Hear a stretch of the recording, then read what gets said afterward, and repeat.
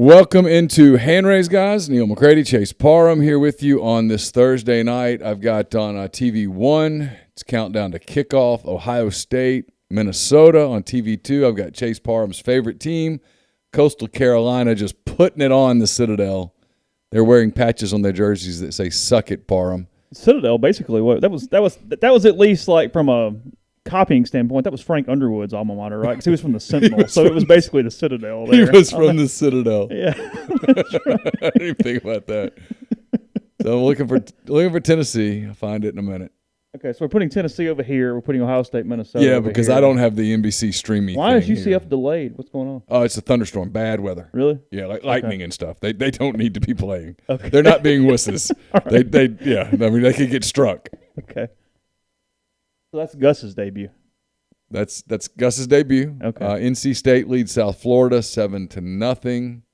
App State leads East Carolina 7-6. Djokovic is playing. Hold on, Bishop Sycamore fired their coach because that's the answer to their problems. Although you would probably get fired if you had $100,000 out on an arrest warrant. Yeah, I mean that could that would get do you it molding young minds and among whatnot. other things. Matt Corral story up at RealGrove.com. People proud of his press conference today. Presley says the wardrobe tonight for HRG is a vibe. It is kind of a vibe. You got the Tulane thing going. You're representing South Louisiana. I am. I've got Iowa and the Muddy Water camo hat. There's stuff. We just. I'm kind of out of it today. Got a so what's the uniform? Uniform video dropped. What are they wearing? Powder white. Yeah, that's what we thought. Yeah, okay. That's what I figured. Yeah. Well, good for everybody involved doing the two home colors. Yeah, let's not be idiots. Let's let everybody do what they want to do. It'd be great TV. Oh, it'll look awesome. All red against contrast. Powder. Yeah. I mean, kudos to all involved. QB1 for Rebs in 2022 coming up on ESPN. Who are we talking about?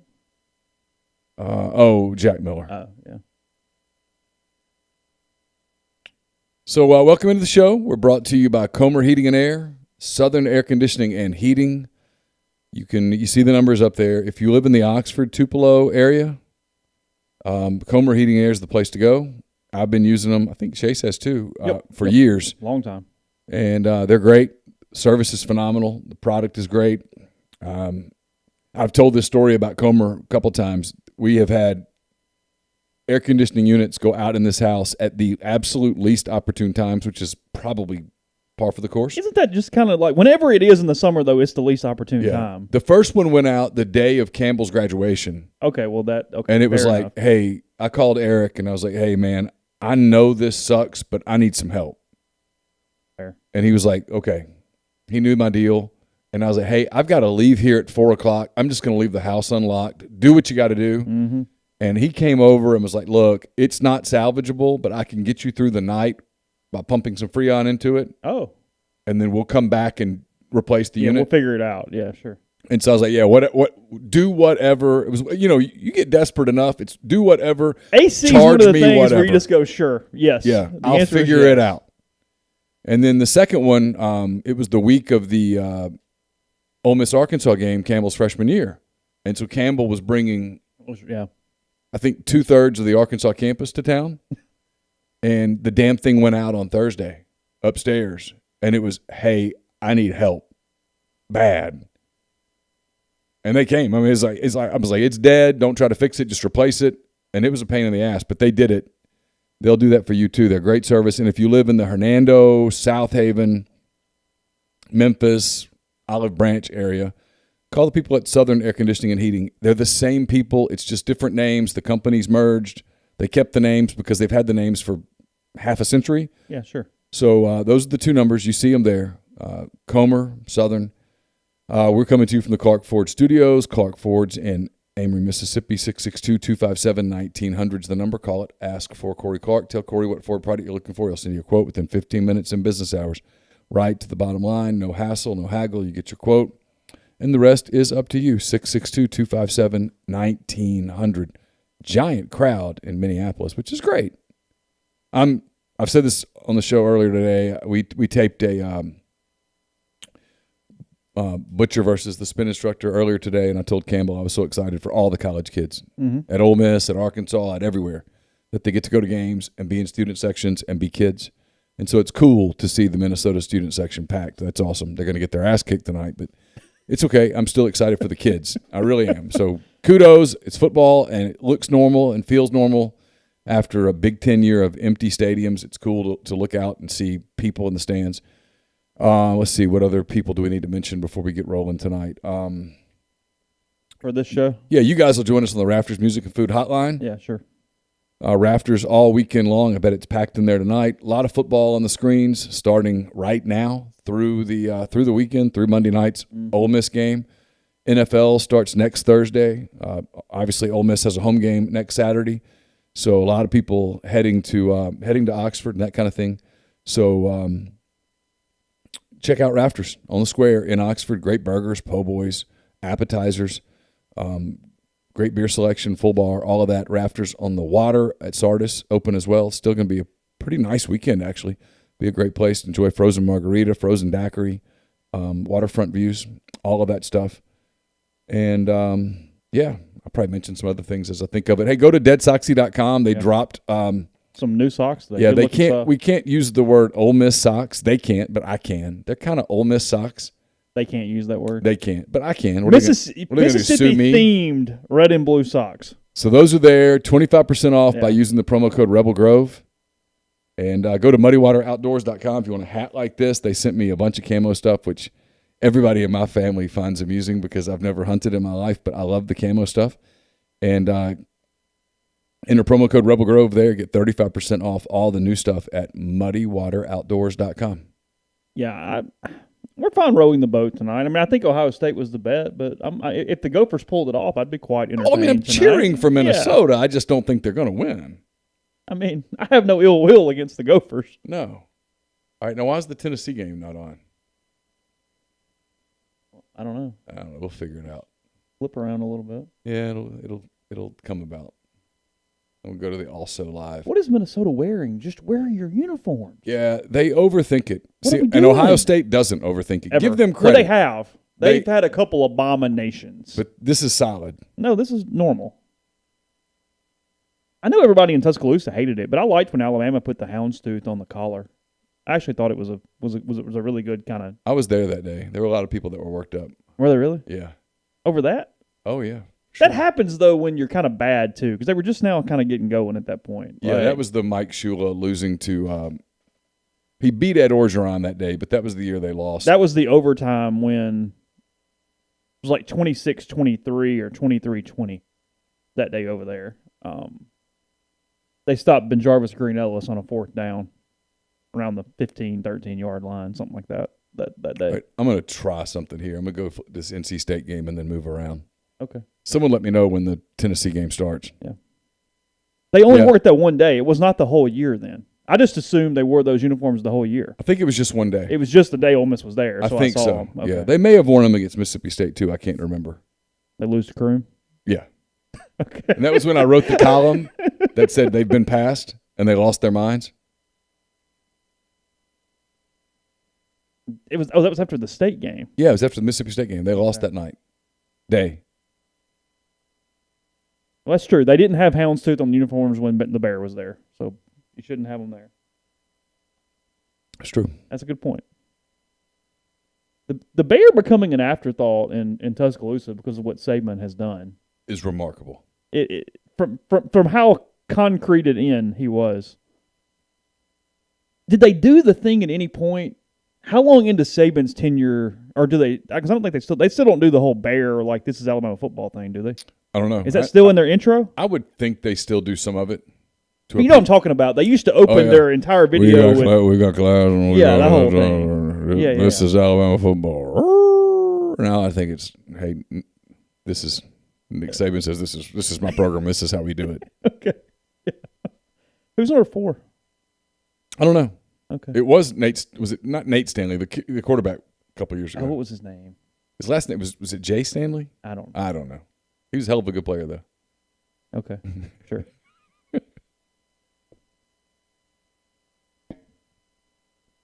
Yeah, Grind says the older generation in the state of Alabama won't let you forget about Bear Bryant. I mean, he was really good. All right, I'm a little peeved that I can't find. Has it started yet? I don't know. Go to football. Okay. Go down. Go to football. And just see what's there. We're getting a lot of options. None of them, however, are Tennessee yet. It should be because Tennessee's. Keep going. There it is. There we go. All right, here we go. Got the balls on.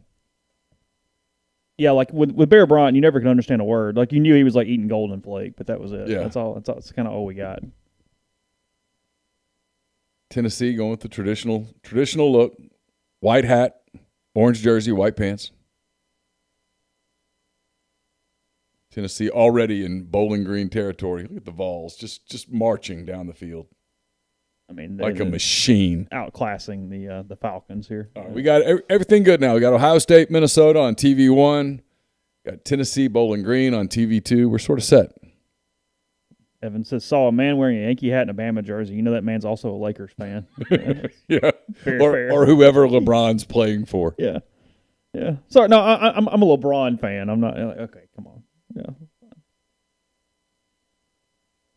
What is Bowling Green wearing? Is that a kind of a burnt red top, or is that orange? It's hard to tell. It's orange. It's a metallic orange. Okay. I believe is what it is.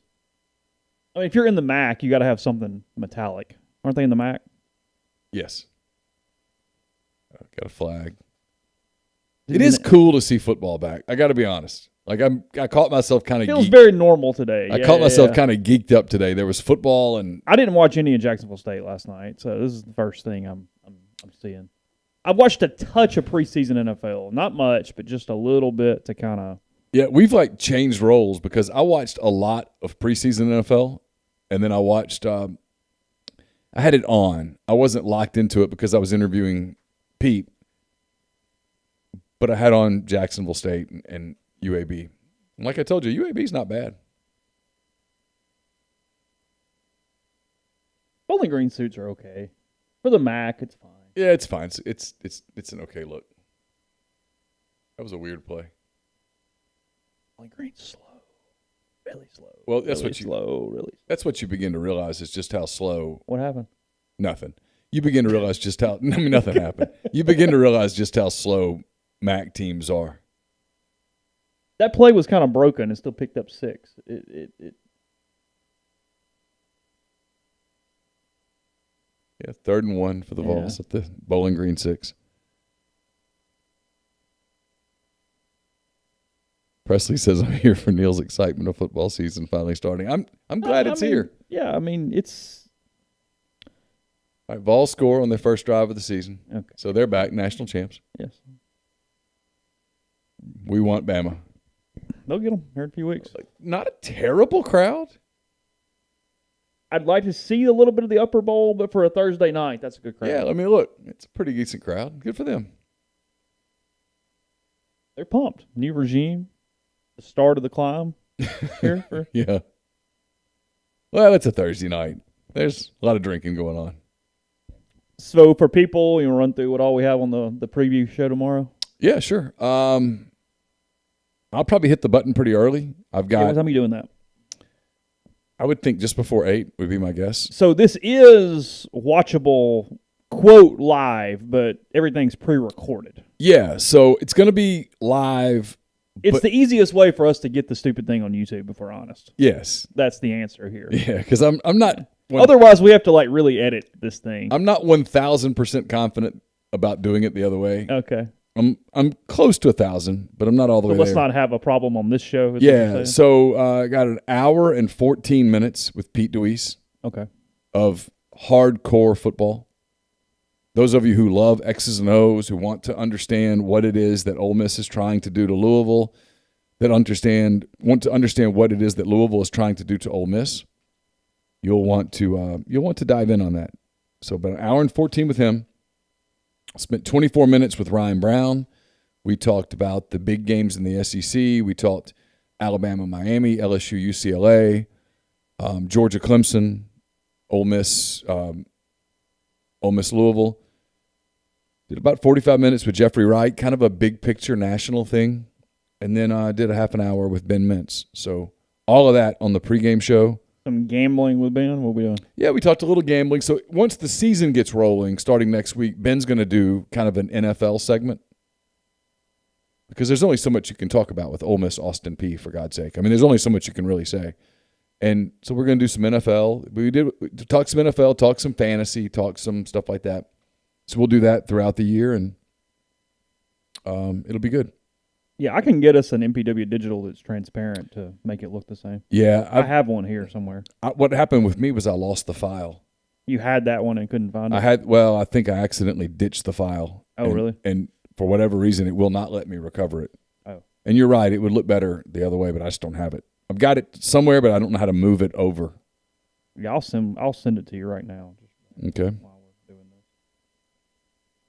So pretty good guest. Yeah, like told him, he says, heavy lineup of guests for a little old potato log podcast. Pretty good for just a couple of guys that are sponsored by a convenience store. I mean, I thought so. I mean, honestly, I kind of thought about it myself. The stuff with Pete, though, y'all, is really good. You need to check it. Okay, do we want the state logo? Is that the one that looks best? Yeah. Is that right? Yeah. As opposed to like the script with the little bolts out from it? Whatever you want to do. Okay. You can send both. Okay, just curious. We can do it right here live. We can edit this puppy. Okay, I'll download a couple. You going to email them to me? Sure. Yeah, Jeffrey's good. We talked some conference stuff. There's conference news today about the Big 12 wanting to add teams from the AAC. Mm-hmm. And I got to be honest, I'm not exactly sure that that's going to be as automatic for the AAC teams to leave as people think it is. Well, I mean, you got to tell me if I'm those teams what it's doing for me. Because if you almost got to wonder, hey, are we better staying in the AAC and just taking some of the Big 12 teams when the time comes? Well, and here's the thing. Texas and Oklahoma have real leverage with this. Because Texas and Oklahoma have votes still in the Big 12. And they can say, hey, listen, fellas. This is so funny. You want them in? Cool. We want out. Ooh. You want them in, but you won't let us out? We're not letting them in. Now that's funny. So how do you want to do this? And that's where the TV people then go, okay, well, if Texas and Oklahoma are out, we sort of want out of the contract now. And so there's a lot of lawyers that are in rooms running up billable hours, looking at each other going, I'm not really sure how this works. Mm-hmm. And nobody is sure how this works, right? No one's sure how it works, although. You have them.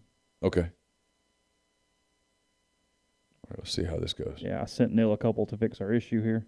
We're just all hanging out, so it's all good. Oh, yeah. It's just a Thursday night. We're watching football. Wolfpack up 16-0. No, they get state here soon. I was going to say, is it next week? I don't know. Where's it at? Starkville. Is it? To yeah, you all in now, Mark? Y'all back? Excited? Pumped up? You want Georgia? Get them? Yep, got them. They're going to be really big, so I have to be careful on size. Yeah, I know. They're huge. I'm about to. That's what she said. Yeah, correct. Where are you playing at, Mark? Finish up 9 holes. I'm about to try to figure this out. Here we go. This is going to be a little jolting. Y'all just chill out. We're just hanging. Which one would you suggest? I mean, the other one might look better just because, whatever, but I don't know. The one with the 4 or without the 4? Oh, hold on. I don't know which one's which. Because I can't. I've got them on a list. Oh, you don't have them, whatever. And I can do it on the icon and look at it. Hold on. The one that says full is the one that you're used to. The other one says word mark. Okay, which one do you want me to use? One of them has the state logo and one doesn't. That's what it is. Okay. One is just like a script with the bolts out from it, and one is our normal state logo that we're used to. The full thing. Okay, it's trying right now. There it goes. All right, I'm going to move it around so I can see where it is. Okay. There it goes.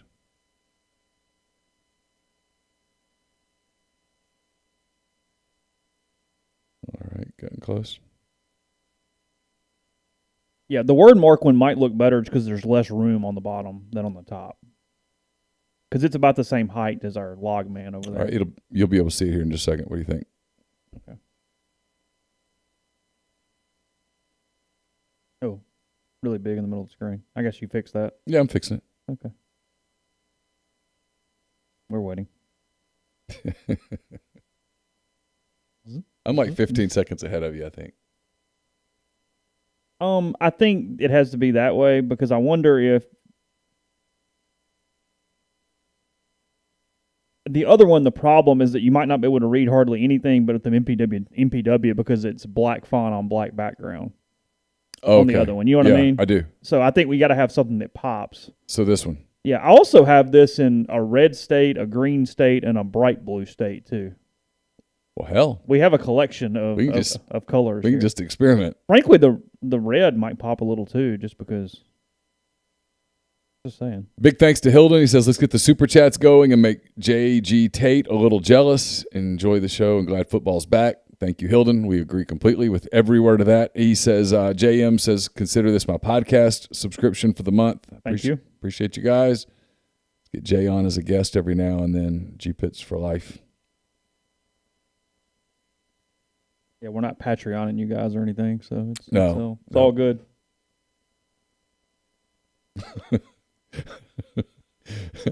Barrett says this show is starting to look like a NASCAR with all the sponsorships.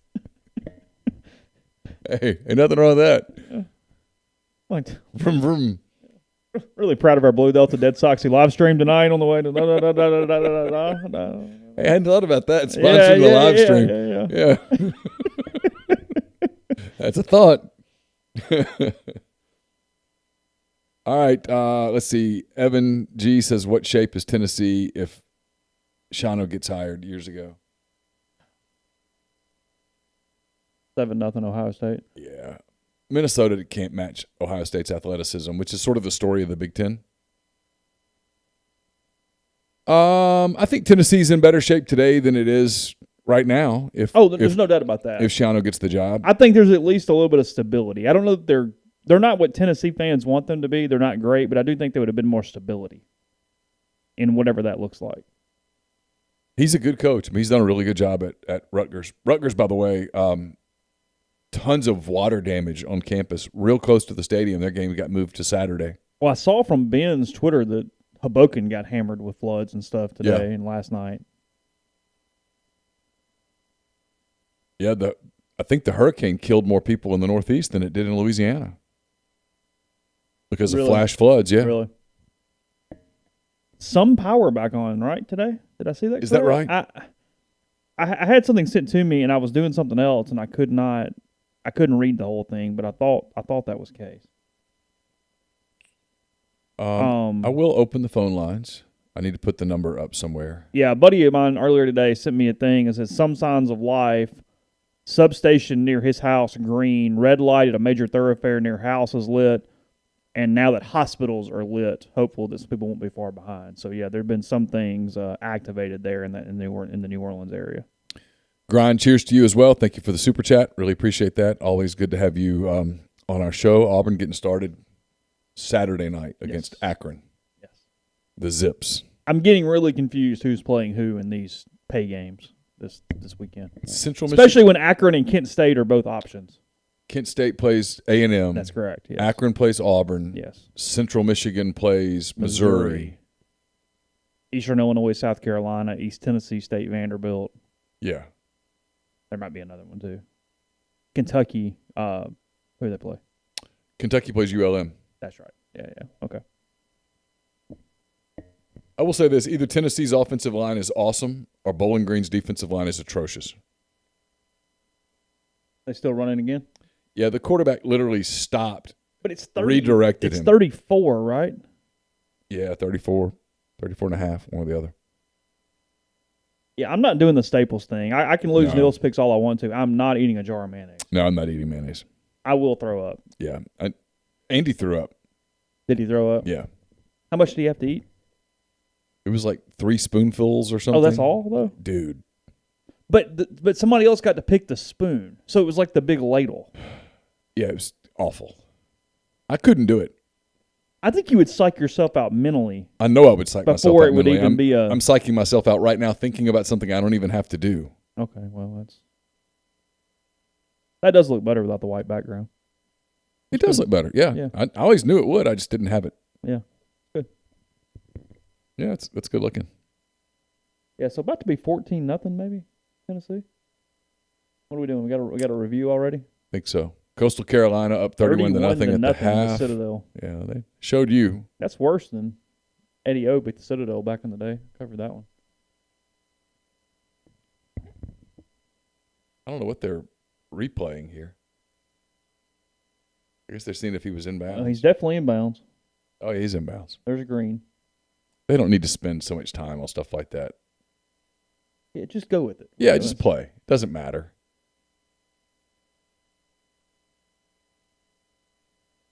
An onion. Would you eat a whole onion? Like raw? How long would it take you to get that taste out of your mouth? I would rather eat a whole onion than a lot of mayonnaise. Oh, there's no question about that. Because I don't detest onion. I like onion fine. Look, they could have just found a dude that really liked onion, but was it some like event when I was probably in junior high, and they had one of those hypnotists there to like messing with people or whatever. And I don't really believe in it, but they took a guy out of the crowd, did like the hypnosis thing on him, and the hypnosis thing was, we're going to hand you an apple, and you're going to eat the apple. But they handed him a raw onion. And he sat there and ate the onion, acting like it was an apple the entire time. And maybe they just found some dude that really liked some onion. Did he have COVID? Well, not that I remember. Because he could have had COVID and just not been able to taste the difference. Well, it was 1996. So you never know. I mean, there could have been a coronavirus going around. Coastal's good. I just... Mark says, consider this my fee if I end up calling in and making this an episode of Vol Calls. Yeah. All right, Grind has a question. Thanks for another super chat. He says, rank the likelihood of these rivalry upsets happening in order. Michigan over Ohio State. So this year. Okay. Yeah, this year. Michigan over Ohio State. South Carolina over Clemson. That's the lowest, no matter what. Florida State over Florida. Auburn over Alabama. Mississippi State over Ole Miss. State over Ole Miss is the most likely, even though I don't think any of these are happening. Most likely? Yeah, rank the likelihood.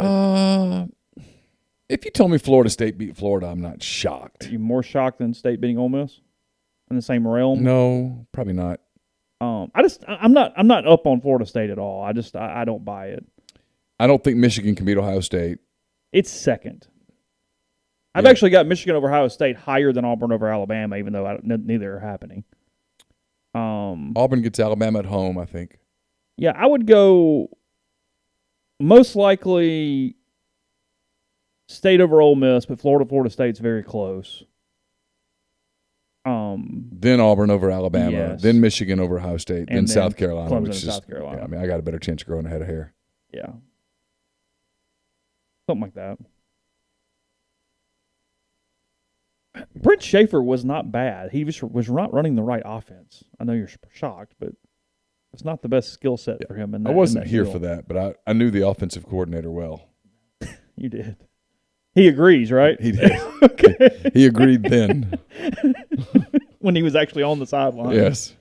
Hey, the day Schaefer committed was maybe the first really big recruiting day in at that point rebelsports.net, but Rivals at Ole Miss history. That was the infamous day that James Bryant used the headline punt the cat, I believe, was the headline on the front page when Schaefer committed. I don't even know what that means. I guess you're so excited you kick your animals, so you punt the cat, I believe, something like that. Huh. Yeah. That's odd. Oh, I forgot Schaefer was at Tennessee, actually, for a second, Mark. That's right. All right, I need to put the phone number up. Okay. I was looking for it. There it is. There it is. Okay. Cool. I got a lot of graphs. No, it built was not into the Dan system. Werner. It was Noel Mazzoni. Yeah, it was Noel. Yeah. Dan got that experience later in year 2, not year 1. I shouldn't say this, but it's been a long time. So Ole Miss, I covered Florida State, Miami that day. Okay. In Tallahassee. And the next day, I was driving back to Mobile from Tallahassee, and I called Noel, and I said, hey, congratulations. Because they beat Memphis. Ole Miss had beaten Memphis earlier in the day. It was their first game. And he goes, for what? And I said, you won. He goes, oh, my God. And starts telling me how bad it is. And they're 1-0. I've never talked to a coach the day after a win who was as apoplectic as he was. He knew. Oh, he had seen. He said, I could tell you so many stories. I can't, but I could. And yeah, you know the rest of that story. I do. Gulf Coast Reb says, LFG, boys and girls. I almost said it out loud. I guess I could have. What difference does it make? Ready for Monday. Let's get Bubba and Corey Clark on the horn as long as they've been drinking this afternoon. All right, I need to make sure this is up so I can take the calls if you call. I just missed one. The number's not. Oh, yeah, it is. Okay. So, no. I'm tempted to call this number back. What's the area code? 662. Okay.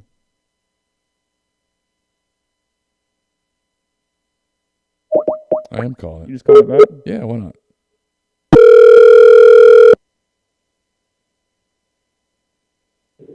Hello. Hey, who do we have? Hey, we were calling Hello? you. This is Neal and Chase. We were calling you back. What's up? This is Trucker Mike. What's up, Trucker Mike? Oh, man. Hiding in Dallas, Texas. Just right there in the middle of the city? No, I'm at a little truck stop right on I-20 down here on the little belt line. Yeah, I'm pretty familiar with that area. Been on I-20 between Ruston and Dallas a few times. Oh, well, yeah, I'm actually heading to, you probably know exactly where I'm going in the morning. Hodge, Louisiana, just south of Ruston there. Oh, yeah, Jonesboro Hodge. We used to play them in the Jamboree every year at Ruston. Did you? Yeah, Jonesboro Hodge. I got to go down there to the little paper mill there in Hodge, and then I got to go pick up at the paper mill in West Monroe on my load to go home for the weekend. Does the paper mill in West Monroe still smell the way that it always has? Have they fixed that at all, or does it still smell bad?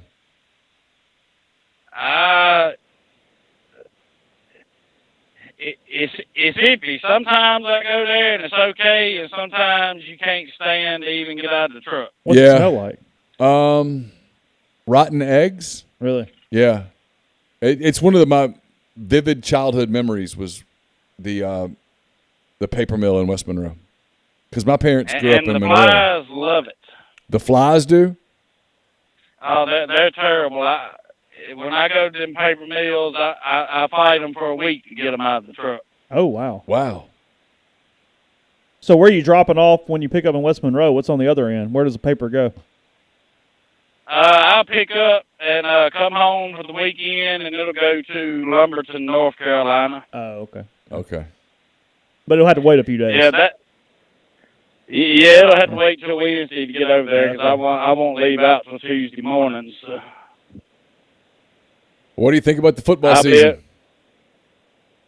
Well, I hope the defense is better than last year for sure. I think we're going to do well on offense. Just hope the defense plays a little better, and I think we'll be okay. Yeah, I agree with that. I think the defense is going to be better. I do. It's what level of better? What level of better, yeah. I agree with you, Neal. They need to keep Matt Corral in a hamster shell and keep the hits to a minimum.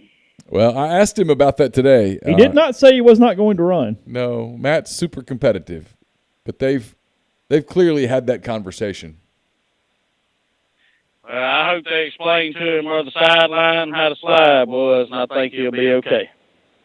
He said that if he gets into a couple that he shouldn't, Levy would holler at him. Yeah, for sure. Chill out. Yeah, they've had that conversation. Yeah. 21-0 Tennessee now, by the way. It's an incomplete pass. Oh, was it? Oh, yeah. Never mind. Oh, yeah. Okay. So since the hurricane this week, since I haven't been around the house, is the grocery stores around Oxford have food? Yeah, I don't think this became like a milk and bread situation. I think everything stayed pretty, at least somewhat packed. Although I've been in some random other stores around Oxford that their stock has been way down, and I don't know what's causing that. I don't know the reasons for it, but I mean, even like I went into Walgreens for something and like just shelves, I mean, bare completely. I don't know why. It's crazy. Some of the brands of truck stops out here getting bare, and I don't understand it because we go into the distribution centers and there's truck after truck after truck sitting there waiting to get loaded, but you could pretty much work. Somebody's dropping the ball somewhere. You could pretty much work all day, every day right now, right? In terms of demand. Oh, yeah, it ain't no doubt. If you're a truck driver out here today and you're not making money, you need to hang it up and find another hobby because there's plenty out here to be made, for sure. What's the best truck stop out in that area? In Dallas? Yeah, wherever you headed. None, to be honest. Gotcha. I usually, all of the big cities, I mean, the truck stops are overrun, they stay full, and it's a mess.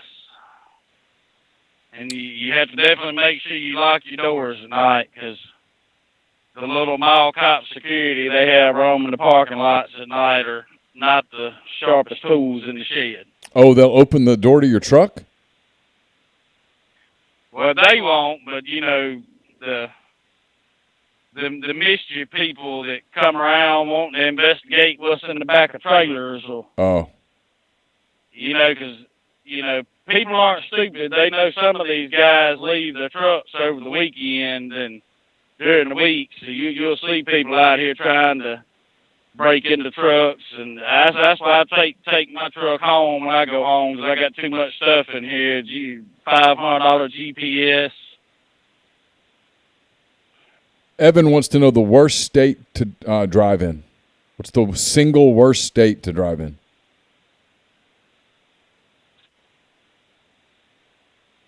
Probably New York.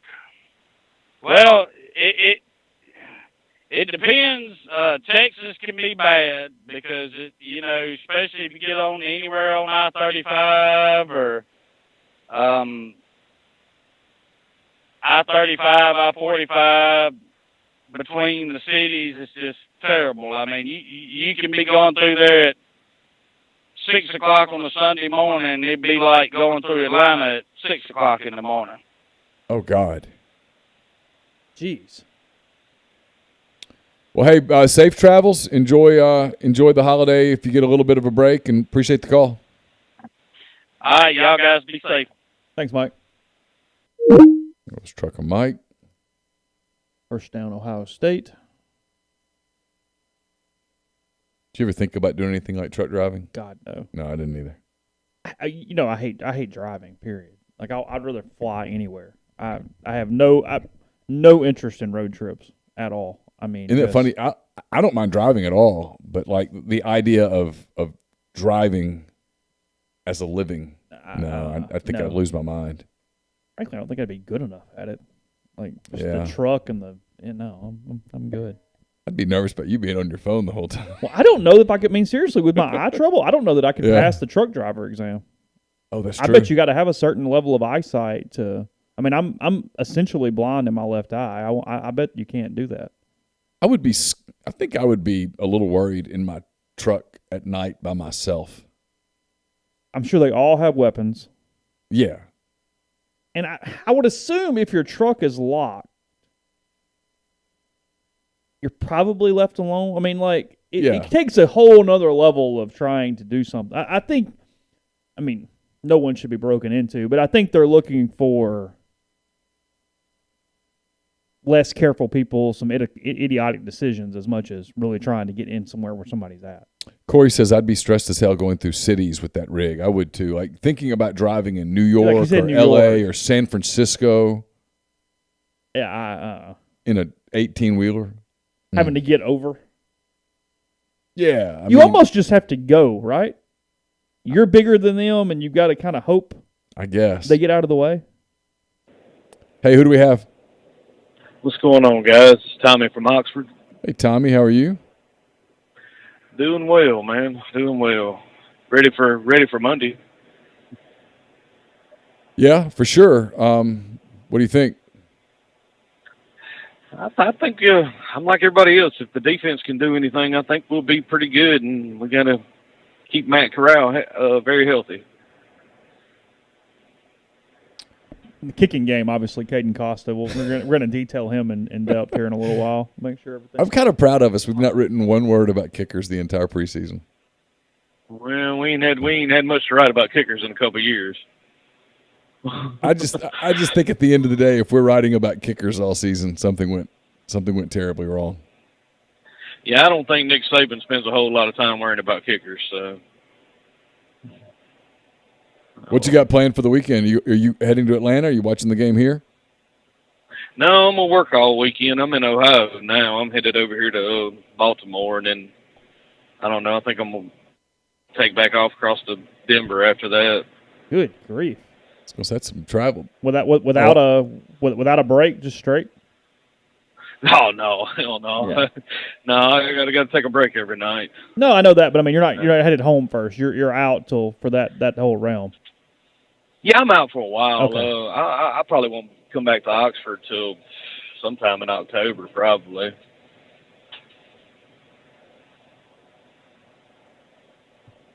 Oh, you got to sneeze. Okay. I stay out a little while and then I come in. What's the worst state? Your opinion? Worst state to drive in? Probably Virginia. Really? Why? Well, the 81's a horrible interstate. I mean, it can go from being wide open to being completely shut down in a matter of minutes, and then over on 95, just DC's horrible. It's worse than 40. DC's. The road from I can speak to this. The road from Richmond to DC is just an absolute bitch. Okay.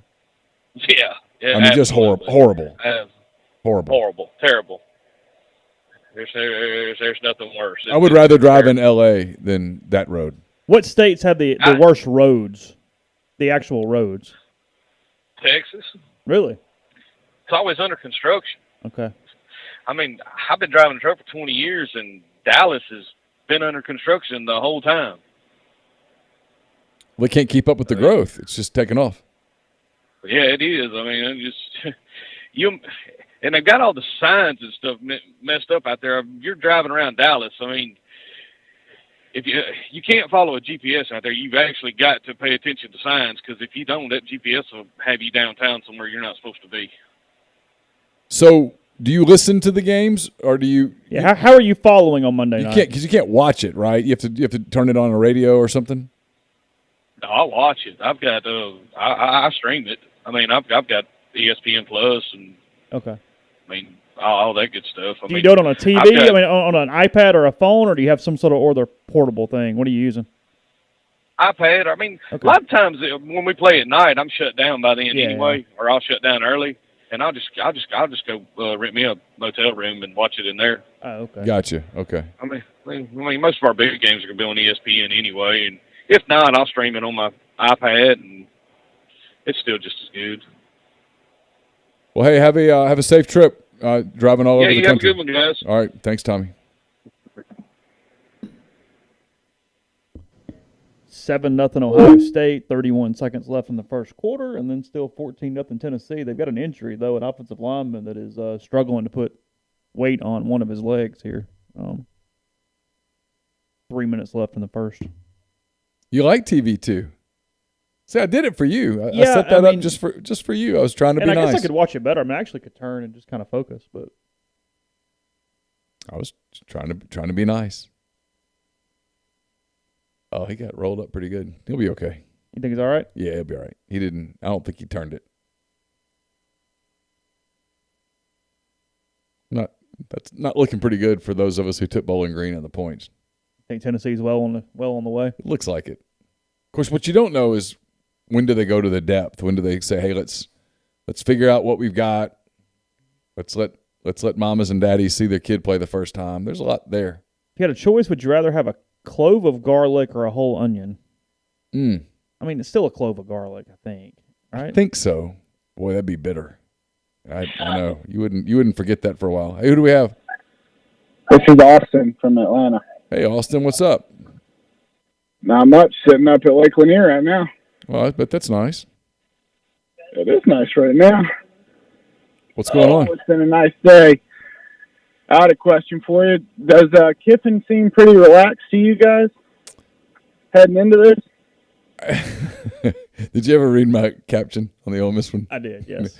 I don't think we frankly know Lane well enough to know whether he's worried or not, or whether he's else. relaxed or not. Yeah, I think he's following not really the script. I don't think that's fair, but I do think he knows what parts of camp where you push them and at what parts of camp you instill confidence no matter what. Yeah. And you're clearly in the instill confidence phase right now. So you talk about, hey, I know the defense is better. I mean, I think he said a lot in that answer that came off like coach speak, but it wasn't coach speak, is that there are things he likes a lot better about his team this year versus last year. Sure. But until he gets out there and sees it, who knows? Because they're playing themselves. I mean, you can't grade it necessarily in these scrimmages and these practices and different things. I do think he has a certain amount of eagerness and anxiousness just to get on the field and see if his thoughts and what his kind of predictions are play out as accurate. I think there's a level of you can know your team as well as you can, but until they get on the field against somebody else, as cliche as it is, you don't necessarily know what you have. And I think he's in that stage of trying to confirm what he hopes is what he thinks about his team that's better than last year. Yeah, and I just get the feeling this year that he seems like he likes where we're at, and I think he's excited to run him out there. Yeah, I think there's no question he likes this team better than last year's team. He knows this team better than last year's team. Well, it feels like his team. I mean, yeah. Yeah, last year there was no spring. There was a weird preseason. You had all the COVID stuff. You didn't have a regular camp. You had all the testing at all times. The season was scattered. You didn't know who you were playing necessarily. There's a lot of weird stuff, and this probably feels a lot more normal, and he's had this team for a little while. Yeah.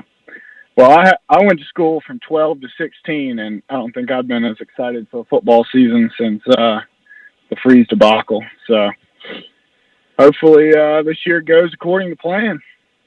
Thanks for the call, Austin. We appreciate it.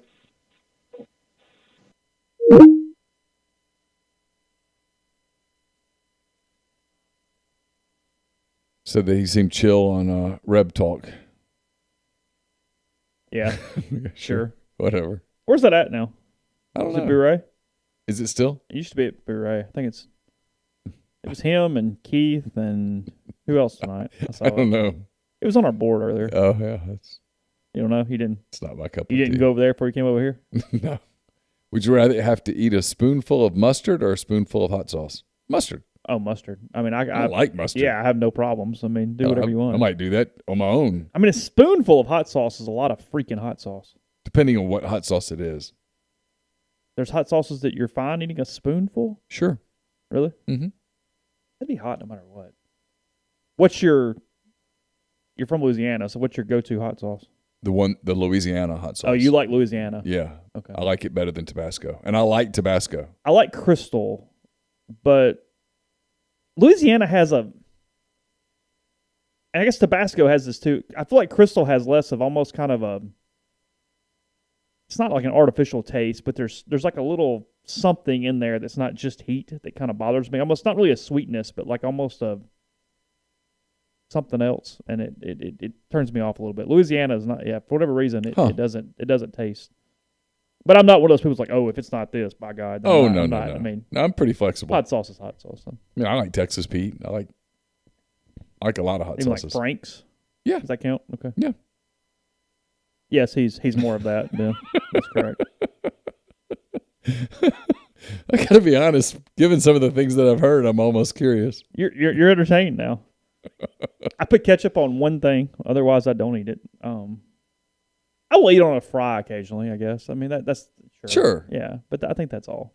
If you take ketchup and you put hot sauce in it, okay, now it's good. Really? Yeah. I mean, it's probably similar to sriracha at that point, but similar to sriracha, it's almost getting a cocktail sauce flavor at that point, isn't it? If you added horseradish. Well, thanks. Yeah. Sure. I'm fine either way. I love oysters. I'll eat them charbroiled or raw. I have Absolutely. no preference. Either way. I mean, it's hard to beat a really good charbroiled oyster, though. I mean, that's yeah. But I mean, a raw oyster, I'm good. I have sure. no hot sauce. The cracker's fine, but if not, that's okay too. Sure. Hot sauce, a little bit of horseradish, a couple drops of lemon, in. Cholula's fine. It's fine. Sure. Yeah, I'm not a huge fan, but it's okay. Do you watch the show? The guy that does the interview while they increasingly go hot up. Ones. Yeah. Really good stuff. Yeah, Matt, sure, send it. I've never tried that. It says Trader Joe's Green Dragon hot sauce. Huh. Never. Trader tried it. Joe has a great salsa. Really? Oh yeah. Yeah, we're horseradish fans, Grind. We would eat a lot of horseradish. Yeah, I like horseradish. Oh gosh, Robert Mack said when I was stationed in Japan, we would go to a Western bar called Cowboy World, Oof. and they had a shot called the Cowboy Killer. It was a shot glass half filled with 151 and half with Tabasco. Well, What was the name of the drink we used to do all the time? You put the 151 as a flaming Dr. Pepper, and you'd light it on fire. And I did tons of them, and I never understood the allure.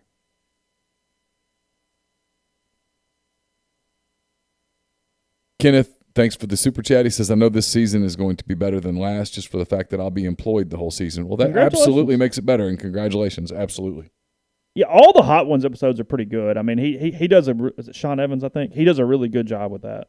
He does. He does a really good. He's very entertaining. The one he did with Shaquille O'Neal was freaking great. I like hot stuff well enough. There's no way I would get through the whole 10 without needing the water or the milk. There's just no shot. I would have to drink something. Yeah, for sure. Shaq did really well until the last one or two. And then Gay started. And then he started being funny, yeah. Because, I mean, I bought a few of the ones that they've had on the show, so it's worked on what they try to sell and different things. But they get to about 6, and it gets real in a hurry. Well, you know the people are in trouble when on the second one they're already kind of feeling some pain. Hey, you're like, you're not going to make it. Because they always start with like the classic, and then they'll actually kind of go down, I feel like, get a little sweet for a minute. And then, like 5 or 6, they start getting into those Scoville units that get a little Here comes the heat. Yeah, a little up at that point. So. Shaquille O'Neal was like, I'm not going to change my expression. And he didn't for the longest time. And then it got him. I'm a big Shaq guy. He's funny. Grind says NC State looks athletic. I don't think I know USF nothing about South Florida, so I don't know what they're dealing with or not dealing with. Supposedly, they have some players. I mean, they're down there. You would think they would have a fairly athletic team. 10-0 Ohio State over Minnesota. So they're working their way toward the 14. Yeah, Minnesota just that 90% of the money in Vegas was on Ohio State. It's a bad matchup. That line was too small from a putting at risk standpoint for the casino. It's the I know we said this a minute ago. It's the problem with that league is that Ohio State has an SEC roster and the others don't. And so there's only 2 or 3 teams, Northwestern, Iowa, teams that play a style, Wisconsin, that can give them some problems. But to win the game, you have to play perfectly. And then they have to play badly. And half the league can't beat them. Yeah, half the league can't do it because they don't play a style that could pull it off either. And you're not going to out-athlete them. So No. You have to out-scheme them, and you have to out-physical them, and you have to – because Indiana did a hell of a job scheming them last year. Yeah. It fell apart there at the end, but they did a hell of a job. I remember Kane telling me that they're just so athletic. You just have to be perfect. You can't – a miss and you're done. Yeah. How stressful it was to prepare for them. And even then, knowing that even if you do it, everything right, it's going to be difficult. Obviously, no state secrets, but have you talked to him this week? I have not. He faces Will and the Eagles Saturday early evening, right? Yeah, I think it's like 6:30-ish. Something like that. Big game for both guys. I'm sure it's a pretty emotional game for both of them. Winnable game for both of them. Sure. It's needed. I mean, the line's like 2 points. Yeah. Ben says, if you're grilling your steak, how do you like it cooked? I like mine medium rare. Medium rare, and if you miss on the rare side. See, I'm just the opposite. If you're going to miss, just miss on the slight. Medium side, but not much. What about a burger? About the same. Preferably more like medium. I don't want it medium. I don't mind some pink though. I don't mind some pink. No. I don't know that I would technically want it medium rare. You think medium rare for ground meat beef is too much? Medium rare. Maybe so. Turn your device down, please. Hey, who do we have? Hey, this is Mark from DC. Hey, Mark. How are you guys doing? Great. How are you? I'm good. So I got a question for Chase. This is kind of a golf question. Sure. So are you? I'm sure you keep up with like the Bryson and Brooks Koepka debacle. We talked about it in the podcast this week. Team thing going on. Yep. So you team Brooks or you team DeChambeau? In the vacuum of the battle back and forth, I would go Team Brooks, but Bryson entertains me way much more than Koepka does. I find Bryson funny, kind of pathetic in a way, and kind of entertaining all at the same time. I think he's good for golf in multiple ways. So while Koepka bothers me less in the middle of the feud, I would much rather be entertained and follow DeChambeau than Koepka. So here's why I'm asking this question. Sure. So I was at the BMW Championship last year, actually last week. Sure. So obviously I live in D.C. It's only about a 20-minute drive from where I live. So almost every hole, I went back and forth watching Brooks. I mean, they were only like 3 holes apart, watching Brooks and watching Bryson, and they really just heckled Brooks and just both of them. I mean, just completely it was like, for example, on hole number 11, it's a short par 3. So Brooks missed like a birdie putt. It's like a 2 or 3 foot birdie putt on 11 on the second day. And a guy in the stands yelled, Bryson would have made that shot.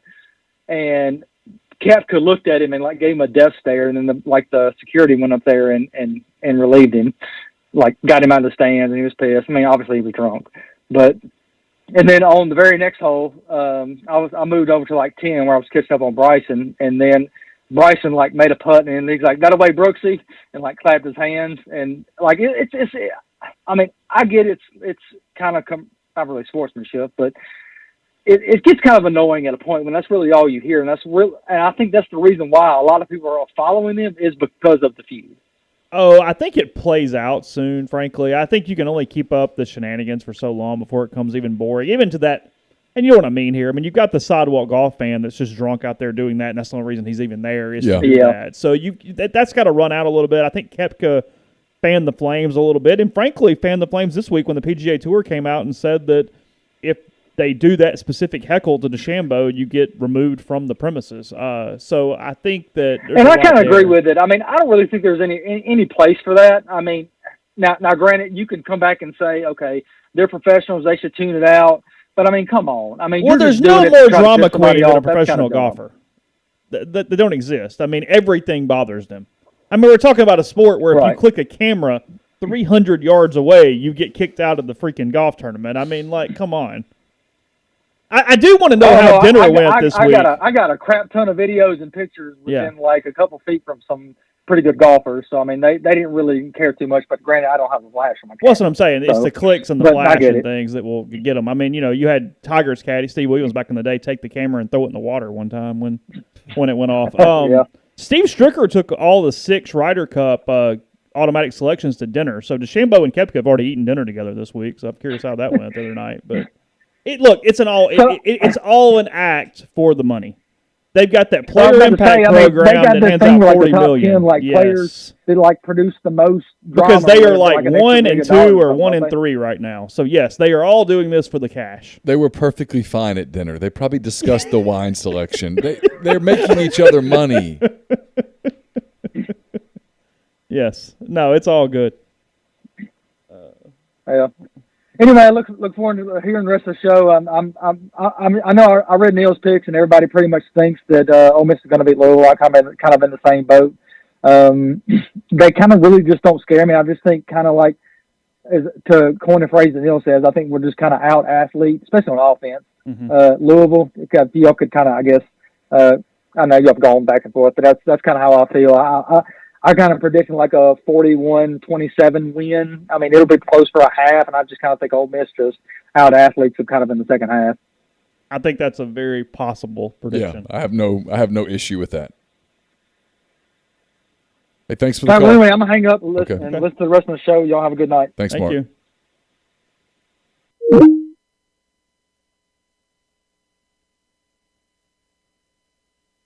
Pirates beating the Cubs 3-0. Oh, good. We're trying to get the 5th pick. You're fine with that? Yes, I want to lose. If you can't win, lose. Bowling Green has the football in Tennessee territory at the 30, 1st and 10 on our screen. I think you guys are probably a full minute ahead of us, but it is what it is.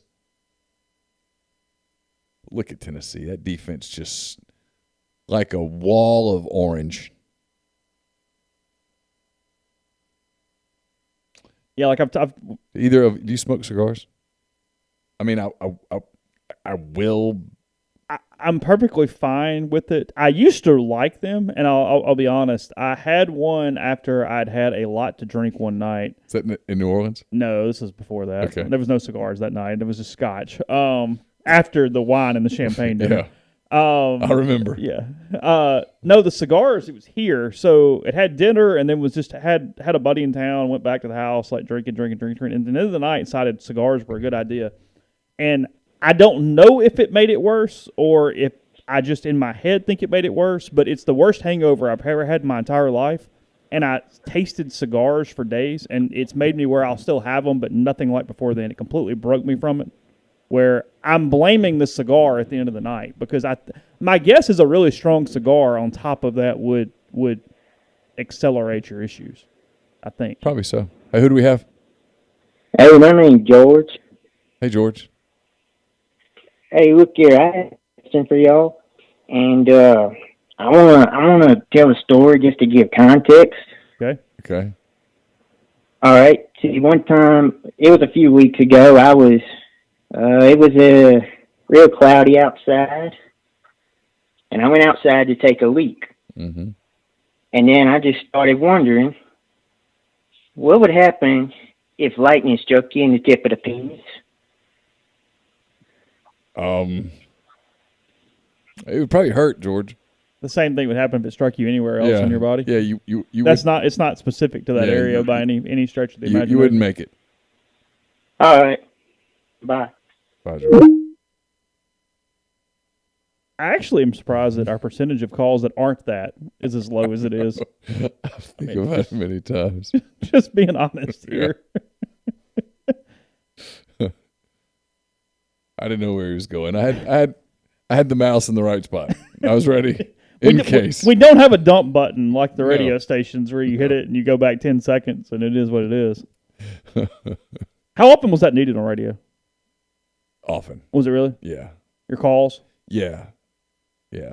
Okay. You had to be aware. When it popped up anonymous, I said, the odds, was it anonymous? Yeah, the odds are overwhelming. Either that or telemarketers ended up with our number. Ben says someone has survived that. Well, I mean, I'm sure someone has. Minnesota, look at them. Oh, look at Minnesota. On fourth and one. And what was it, a fake punt? I wasn't watching.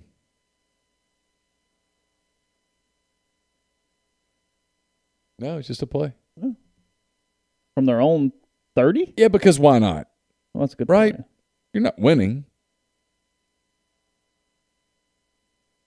Actually, that's one of the scenes from Die Hard that bothers me.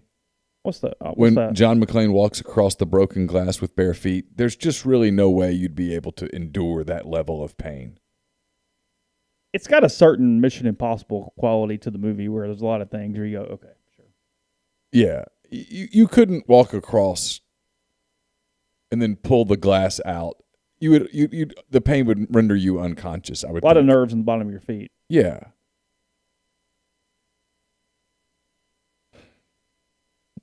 Yeah, we aim to please, Tucker. We had that queued up just for you. We're here. I knew it was going to be bad. I just wasn't really sure where it was headed. Yeah.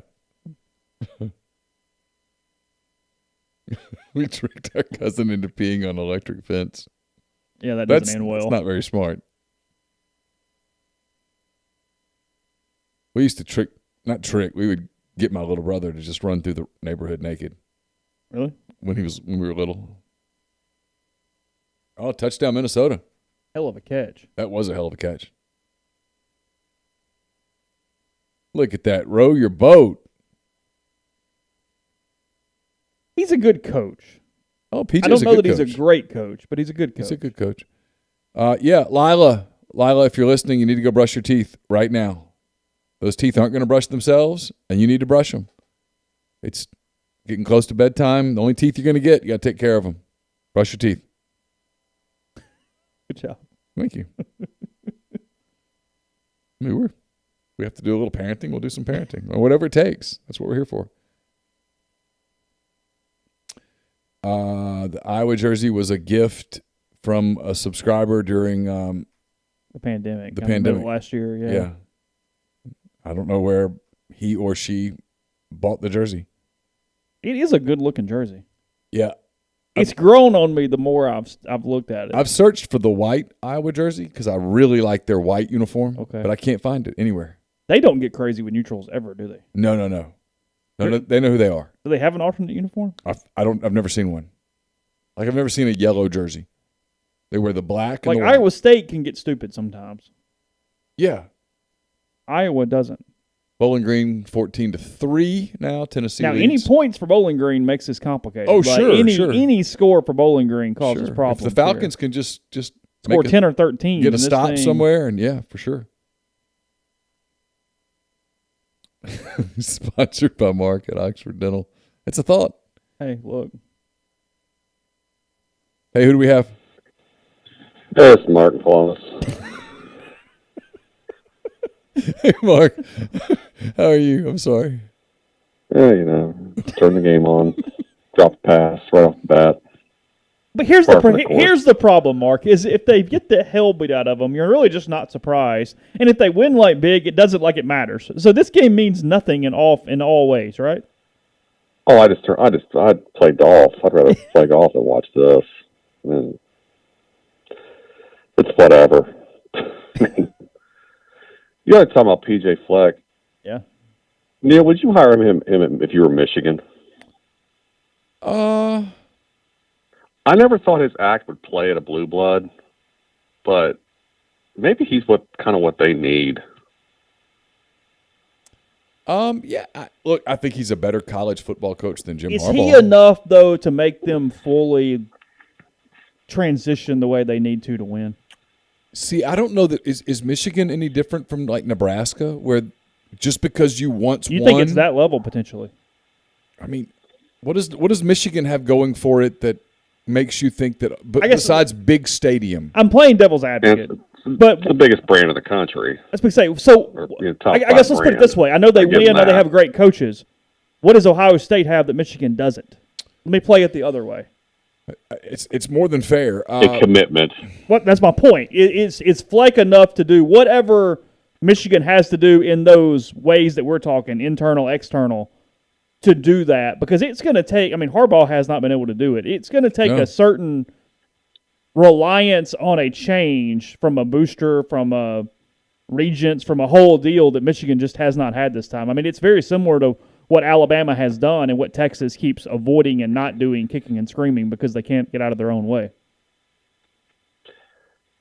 Yeah, I just don't know if they try to make themselves out to be kind of above the fray when they're not. Because, I mean, look, I don't think Rashawn Gary went to college for free.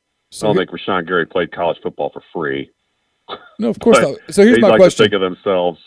So here's my question, both of you. All. Both of you. Penn State and Wisconsin play Saturday. If you offered 20 college coaches, the Penn State job, the Wisconsin job, and the Michigan job, you could have one. How many of them would take Michigan? Penn State, Wisconsin, Michigan. Paying the same thing, everything. Same exact salary. Almost all of them. Really? Yeah. I think all of them would take Michigan. Yeah. I think all of them would take Michigan. The brand is huge. Because you've got to believe in yourselves. If you're not taking Michigan, it's because you don't think you can be the guy to turn it around and you want to be comfortable at Penn State or Wisconsin. The brand it takes a certain level of self-deprecation to take one of those other But the brand at Texas jobs. is huge, and it's not working. Well, no, it's not working because they will not commit to it.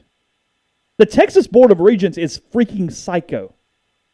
They get out. They're Alabama pre-Saban. I'm not saying Texas can win like that. I'm not saying it's the same thing, but they have the same issues. They have the same problems. Ooh, they want to do driving again.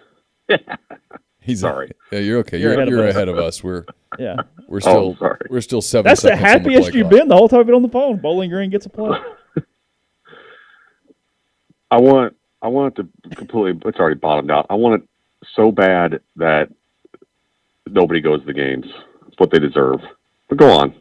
I'm enjoying the discussion. No, I just think that, I'm not saying it would be the same thing, but I think Texas and Michigan both have different versions of that problem where to figure out whatever their max efficiency is and whatever their ceiling is in 2021, you've got to get out of the way. You've got to get down in the fray, as you're talking about, and you've got to play that kind of football as a program, not just as a team. See, and neither one of them are willing to do that. I'm not arguing with you guys because I know you're maybe you're both right. I don't know.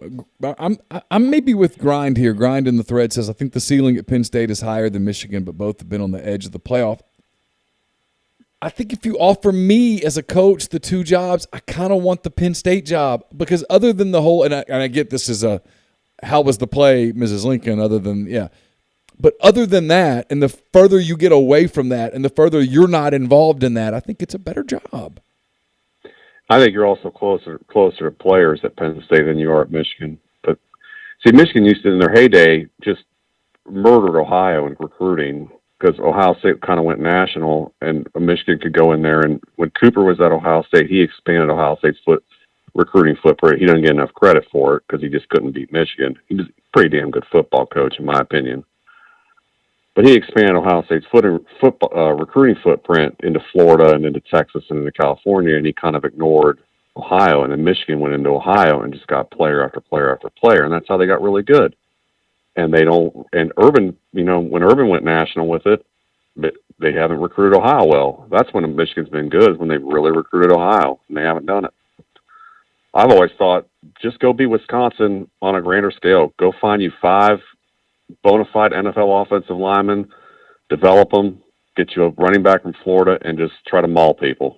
Well, to me, you're not going to outspeed Ohio State. You're not going to outspeed them. No, that's kind of the point with the whole Big Ten is that there's 3 or 4 products in the Big Ten, Wisconsin, Iowa, Northwestern come to mind, that they absolutely know who they are, and they stay very true to their identity. And I don't know that Michigan knows who the hell it is anymore. Michigan hasn't been. They haven't been good in a long time. Harbaugh's hiring a different OC every year. He doesn't know what he wants to do. And go ahead, Mark. Sorry. Oh no, but I thought when he came in the league, like, wow, it's going to be Harbaugh versus Urban for 10 years. Whew, sign me up, and it just never happened. Michigan's identity, though, to win big has to be Ohio State. It has to be, you have to be built like an SEC team. You have to get the athletes and the people. And if you can't do that, now that would be where, hey, if that's not possible and your expectations are so different. But here's the deal with, like, Wisconsin, sure, they could have a crazy year. We'll see if Penn State can actually get back over the hump in the 2020s and be a national team that can get into the playoff and do whatever. But a lot of the teams that we talk about having an identity, and now look, every college football team has to have an identity. I mean, Alabama has an identity. Georgia has an identity. Sure. But in the relative nature of the Big Ten that we're talking about, those identities also have a ceiling. Like, we're not worried about Iowa winning the national title. We're not worried about Wisconsin necessarily winning the national title. Sure. There's a certain ceiling that you're putting on that if your identity is not built like a top-end SEC team in Ohio State. Otherwise, you're just finding your way to 8 or 9 wins, and in Michigan, that's not good enough, and you're going to get fired in a few years. So it's whether they can be built and win the other way is the question, actually. You would think with their like we said, their brand, that they should be able to recruit nationally and do it, but I don't know if they're committed enough. I think their fans are kind of broken. The fan base is kind of broken. Yeah, they'll go to the games, they'll enjoy it, have wine before the game, but they know I mean, you think some of the streaks in the SEC versus Bama are bad. They've beaten Ohio State 2 times in this century, and one of them was an interim year. Well, to your point, that Ohio State-Michigan game is like the game and all that stuff, but it's been so long since Michigan's won it that I don't know that I think about it that way anymore. I live here, and it used to be, it doesn't really, it's nothing anymore. It's just, they're going to beat them by 4 or 5 touchdowns at a minimum. They're going to kill them every year. Michigan ducked them last year with COVID. They knew how ugly it was going to be. Oh, that's right. They didn't play that game last year, did they? They ducked them. Michigan bowed out because of COVID. I don't think Michigan really wanted to play last year. I think they were they could have canceled that season. They would have been just fine with it. They didn't seem like they were real interested in playing football for the entire year. But Bowling Green tried to get cute on 2nd and 9. They're setting up. All I'm thinking about is the 34.5 points at this point. But all right, play the over here. Hey, Mark, thanks for the call. Appreciate you as always. Thank you, buddy. Yep. I even gave Mark the orange font. Oh, you you see that? did? No, Yeah. that's cute. I'm trying to be nice. I'm here for the people. For Bowling Green. Well, I guess it could be for Bowling Green, but I was trying to give him the orange Tennessee font. I'm a nice guy. I won't get the reputation, but Your reputation is much better than it's been at times in the past. that's true. Moving That's on true. up like the Jeffersons. Oh, look. Got a pick. Oh, The Gophers. oh, look at that. Goodness. Minnesota getting spunky. That would change the Big Ten race a little today, wouldn't it? That would change the national story a good bit. How many of those for Jack Morris in the game for the Buckeyes? Hey, who do we have? Hey guys, it's Jarrett. Hey, Jarrett. What's up? Not much. Just watching this Ohio State-Minnesota game. Have y'all caught any of that? Yeah, we got it on right here. What are your thoughts on their quarterback play? Ohio State. Yeah, It's just been sort of pedestrian so far. there's a pick. Yeah, I mean, we're ahead of you. He doesn't. Oh, are you ahead of me? Okay. Yeah. Yeah, I just kind of caught myself thinking, like, man, if they had a Matt Corral, they would be really, really good. Well, that's true. What, Chase? I said, yeah, that's true. So would Oregon. Yeah, so would a lot of people, probably. So, uniform question for you guys. Have either of you seen the Air Force Air Power Legacy Series uniforms for the Navy game? I have not. I feel like I saw this, and I don't remember it. It's been a little while, right? So the deal is they do like an Air Power Legacy thing for the Navy game every year where they honor like a weapon system or an Air Force operation. So like last year it was the Tuskegee Airmen uniforms, and then a couple of years ago it was the C-17, and then they did the stealth bomber one year. So this year it's a B-52 bomber to commemorate Linebacker 2 during Vietnam. They're pretty awesome. It's like a black pant with a Yeah, I've got it up. I'm sending. That's what she said. Yes, I'm good at those tonight. I'm sending Neal the photo now, so he has it. Okay. And look, I'm tired. Or like, whatever. I'm sorry. It's fine. Never thought I'd It's get been a that's day. what she said from Neal. No, he's great. He never misses one. It's one of the most annoying things. I'm 6. I'm sorry. I love the helmet. You the helmet is the best part. The rest of the uniform is kind of the helmet is really good. So in here I'll give you one more Air Force tidbit. I don't hate the jersey. He said. The jersey's fine. What's that? I don't hate the jersey. So what is on? So the pants have a bomb on them. Is that what's down the pant? Yeah. That's a bomb. Okay. Yeah, I think so. Hold on, let me look. Yeah, I think This it is is. great. It's the missile or the bomb or whatever. Yeah. It's the artillery. Drop. Yeah, sure. So, yeah. So on the that's what she said. If you're in an Air Force flying squadron, and someone says something that's what she. Those are aircraft. On the they side of are the aircraft. pant. Oh, okay. Okay. Yeah, those are B-52s. Okay. Hey, real quick. Hey, D-Web, thanks for being a 4%er. We really appreciate you being a part of the show. Go ahead, Jared. Go ahead. Sorry, Jarrett. Oh no, you're fine. You're good. Gotta give shout outs to those super chats. Absolutely. No. So if you're in a flying squadron and like drinking with all the other pilots at the bar, and somebody says something that you would normally say, "That's what she said," you say, "So to speak," instead. So there's a bit of Air Force pilot trivia for you. I like that. Yeah. So, anyways, all right, guys. Yeah, I was watching this game and just I took Ohio State to cover and the under, and the under looks okay, but the Ohio State not so much. I still think it's going to be okay, but Minnesota is making it a little interesting at the moment. Yeah. Well, man, I don't doubt that they're going to win. I don't know if they're going to cover a 14-point line. Sure. Oh, did he catch that? No. Oh, No, wow. Incomplete. Oh man, you guys must be a couple of plays ahead of me. So, and then one last thing before I go, guys. So me and my buddies do a pick'em league where you pick games against the spread and over-unders every week. And so a lot of times I'm going with y'all's picks, especially on the SEC games. So no extra pressure. but you could cost me like a whole $1 per game if you get them wrong. Okay, so. well we will take that into consideration as we put a lot of time and effort into picks as you know. I can tell, especially on the point totals. Like I noticed this week, a bunch of them. Like if you wanted someone to cover or not cover, you would just make your score 1 point outside of that. And that's how we express a lack of confidence. Yeah. That's yeah. Oh. Okay. All right, guys. All right. Well, thanks. Enjoy the night. Have All a right, good one. Jarrett. Bye. Yeah. So Navy, for their uniform for the same game, they are honoring. Yes, sir. 14-6. They are doing a Marine Corps uniform to honor the Marines, and theirs.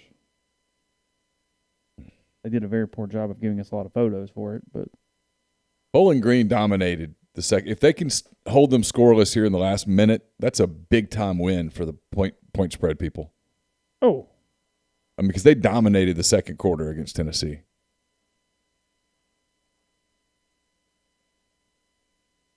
trying to see the side of these helmets I just sent you. On it. Is anything on the side? Hey, who do we have? Lila. Hey, Lila, how are you? Good. Did you brush your teeth? Question.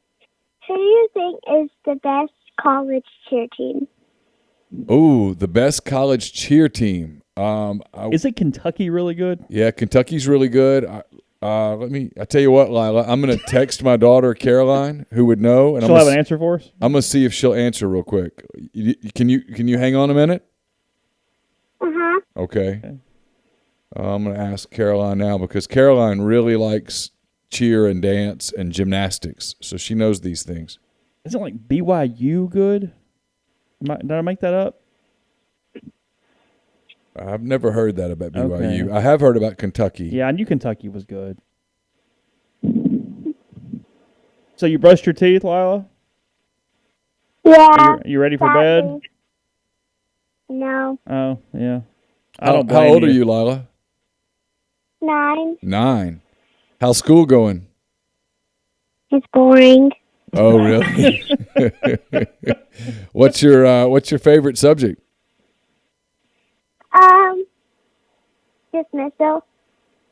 Dismissal.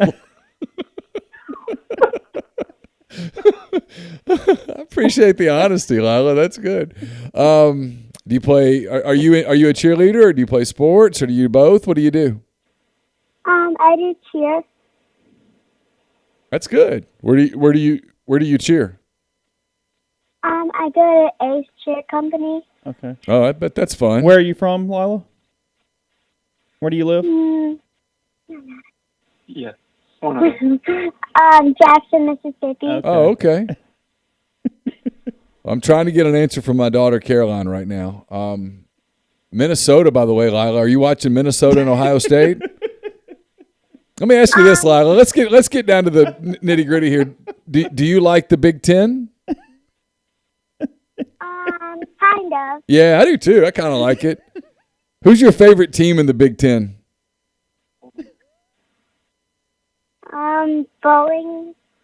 Bowling Green. So you like Yeah. the MAC? Yeah, I'm MAC fan, Bowling Green fan right now. You're our favorite person who likes the MAC, Lila. You like Iowa? A little bit. Yeah, Okay, yeah, that's yeah. cool. Yeah, I like that, man. That's good with that. That's not a bad answer. Caroline's in a sorority meeting right now, and I'm not positive that I'm going to get an answer, but I'm working at it. Yeah, you're not the top of her priority at the moment. No, but probably not. She's been doing some work for MPW Digital today, so she's already a little busy. Okay. Hey, well, real quick, Lila, what do you have planned for the weekend? You got big weekend plans? You got because you get an extra day off. You get Monday off because of Labor Day. What do you have planned? Well, I have to go to a football game because my sister's in band. Oh. Even though I really don't. So. Who does what high school game are you going to see? Germantown. Oh, okay, that'll be a good game. Who's Germantown playing? Do you know? No. Lake Child. Oh, okay. They're playing a team from Louisiana. Wow. Okay. Well, hey, listen, Lila, it was great talking to you. You're awesome. We're big fans. Call back again sometime, okay? Okay. All right. Have a great weekend. Okay. All right, that was Lila. Lila's awesome. She wins the caller of the night. My favorite thing about school dismissal, I've never heard. Howdy toddy to you, Lila. I've never heard that before. That is fantastic. Yeah, that was good. It's a good answer. Okay, and Caroline just answered Lila. If you're listening, she says Kentucky. Okay, so you went with Kentucky. Yeah, so we got that right. Did you have to broker and barter a little bit to get Ruston to play Oxford in football next weekend? No, I don't know what that's about, but it's going to be an issue in the family thing. I'll tell you that. The Independence Bowl Stadium next week. I know. So what happened? Who lost the game? John Curtis can't play because they were supposed to play Ruston. Yeah, they were supposed to play Oxford. Oh, they were really yeah. okay. In Shreveport. Yeah, in Shreveport, and then because they're in River Ridge, and they can't. There's no way, realistically, that they can be playing to have power. Okay. Hey, who's this? Yo, it's Grind. Hey, Grind, what's up, Grind? You're following Lila. You can't win this one. It's a no contest. I've already lost, man. Yeah. Man, I didn't know Lane Kiffin don't went after T. Pickett, man. He did what now? He went after T. Pickett. That's the quarterback y'all just got, man. He was the quarterback at my high school the year after I Oh, graduated. that's right. Yeah. Oh, the transfer from Maryland. Okay, gotcha. Yeah. Western Kentucky. Yeah. He from my hometown. Went to the same high school, man. Play Chalkville, right? Yep. So what are they getting? How is he? Yeah. Man, we all felt like he was a little under recruited coming out of high school. We all felt like he could have been better than Maryland because the quarterback from my team, Hayden Moore, who went to Cincinnati, we felt like, he was better than him the whole time. And with his skill set, he's twitchy. He has a good arm. He's accurate. I mean, he's a good quarterback. Of course, I'm going to put a little something on it, but, just to be honest with you, he's a good quarterback. I think, it was a good pickup by Lane Kiffin. And what y'all saying, this is his last year? Yeah, this is his last season of eligibility, unless there's some magic way he can get one more year. And I thought it was significant. I think we now know one of the reasons that they kicked us out of practice. They didn't want us to know that he was there. You think really? I do. Okay. Yeah. Hey, I can see that though. That makes sense. Yeah, I mean, I never really thought it was all because of media stuff. The reasons they gave made no sense, and I was like, I don't care, whatever. It doesn't matter. It's a scoreboard business. Do your thing. Because it was like, you guys are talking about depth charts. I'm like, every media that's ever covered a practice talks about who's running with what team or whatever. And the whole injury thing, I was the one that violated the injury deal, and it was incredibly minor, and I basically followed the rules, so I knew that it wasn't really that either. Plus, nobody over there, and believe me, when I've pissed people off over there, I've known it. Nobody over there seemed overly irritated with me, so I didn't think it was that either. So, turns out it was a personnel thing. Okay. Well, I mean, man, you just doing your job. They can't hate on that. No, they didn't, and they didn't. I mean, it was a very half-hearted effort at, hey, we kind of had some rules. It was their heart wasn't in it at all. So I knew it had to be something more than that, because when they're legitimately mad at you, you know. Yeah. Like the Rich Rodriguez film when the thumb up your whatever. Yeah, they were really irritated with that because that was an issue for a couple of days. They did it during video periods. I mean, I filmed it. He saw me filming it. I mean, we had 10 minutes of practice that was filmable, and he chose those 10 minutes. It was the first thing in 2 years that was actually entertaining, and so damn right I put it up. And will you take it down? I said no. Well, I mean, you do have an audience that that you gotta please and fulfill what they want. So I mean, you're giving the people what they want, man. It was entertaining, absolutely. What do you make of this Minnesota-Ohio State first half? Minnesota with the ball, 14-10, minute 28 to go, around midfield with conceivably a chance to take a 2-score lead at the half. Really? Okay, man. See, I went to the gas station real quick for a little run, so that's what Minnesota doing. I saw the touchdown. Oh yeah, now they're 10-7. Now they're 1st and 10, and they're driving in territory again. Man, PJ Fleck had some. He let them hang on that drive. They scored a touchdown because I think he went for it on 4th and 1 on his own 30 or something like that. It was deep in his own territory when he went for it. but it ended up paying off for him. So 14-6 is not inspiring right now for the Vols. No, that was not an inspiring second quarter at all for Tennessee.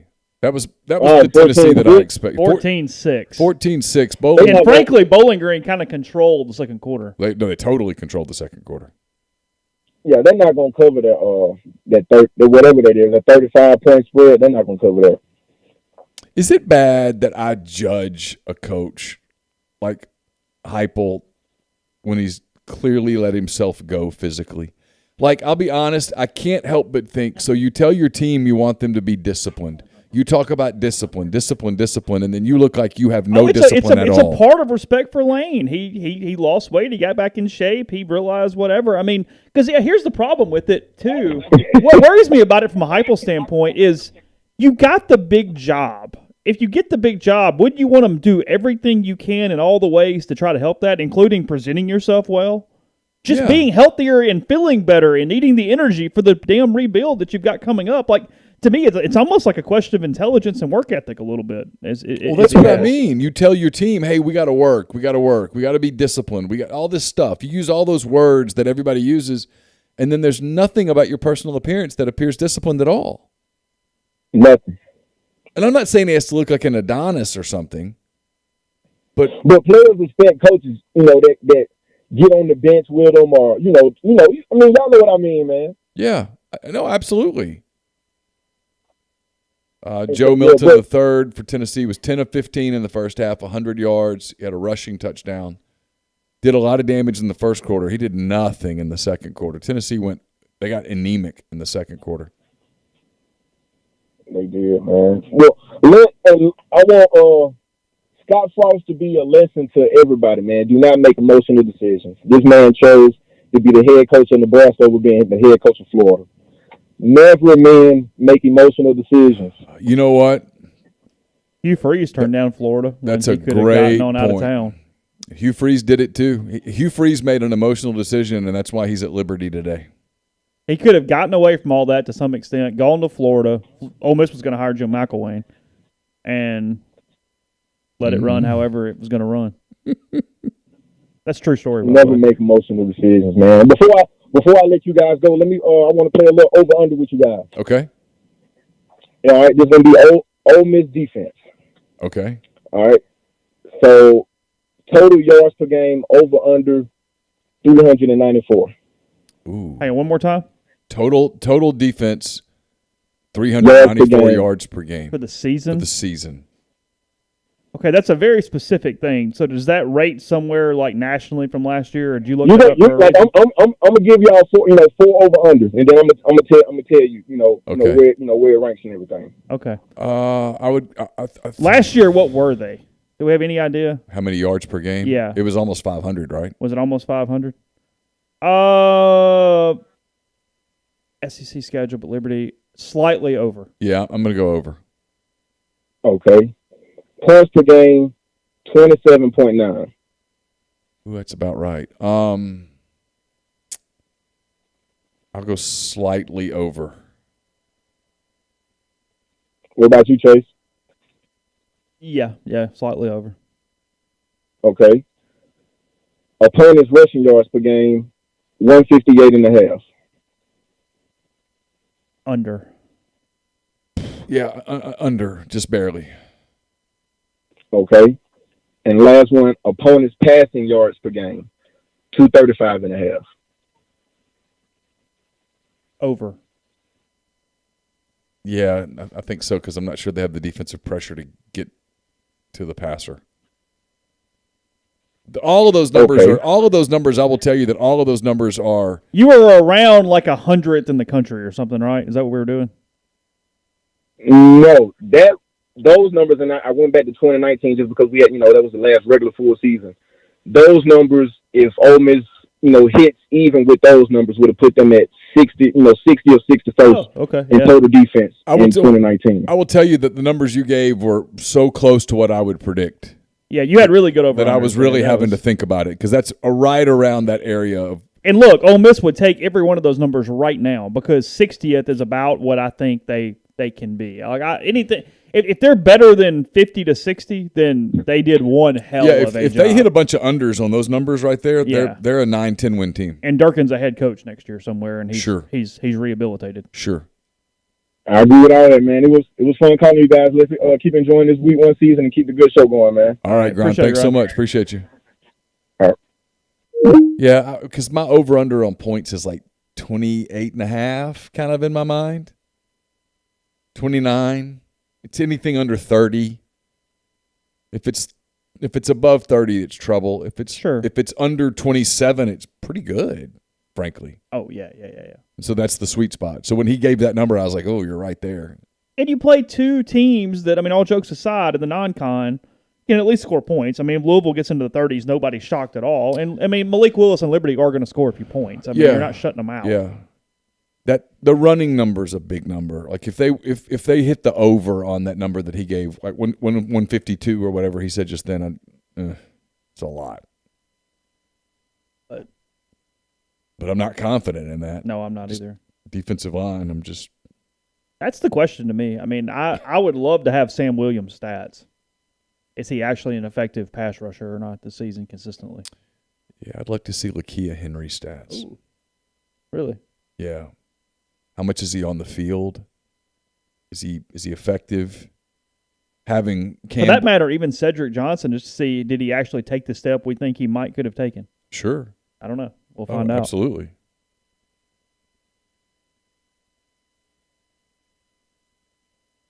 The Butcher versus the Spin Instructor being uploaded now at MPW Digital. Okay. Thanks to our social media manager. He's done a hell of a job. Put some video together. Our Instagram account's rolling. If you're on Instagram, follow us at MPW Digital. Up to about 500 or so. Yeah. Give or take. Considering a week ago we're at 0, it was pretty good. What'd you do to get booted off Twitter, Mark?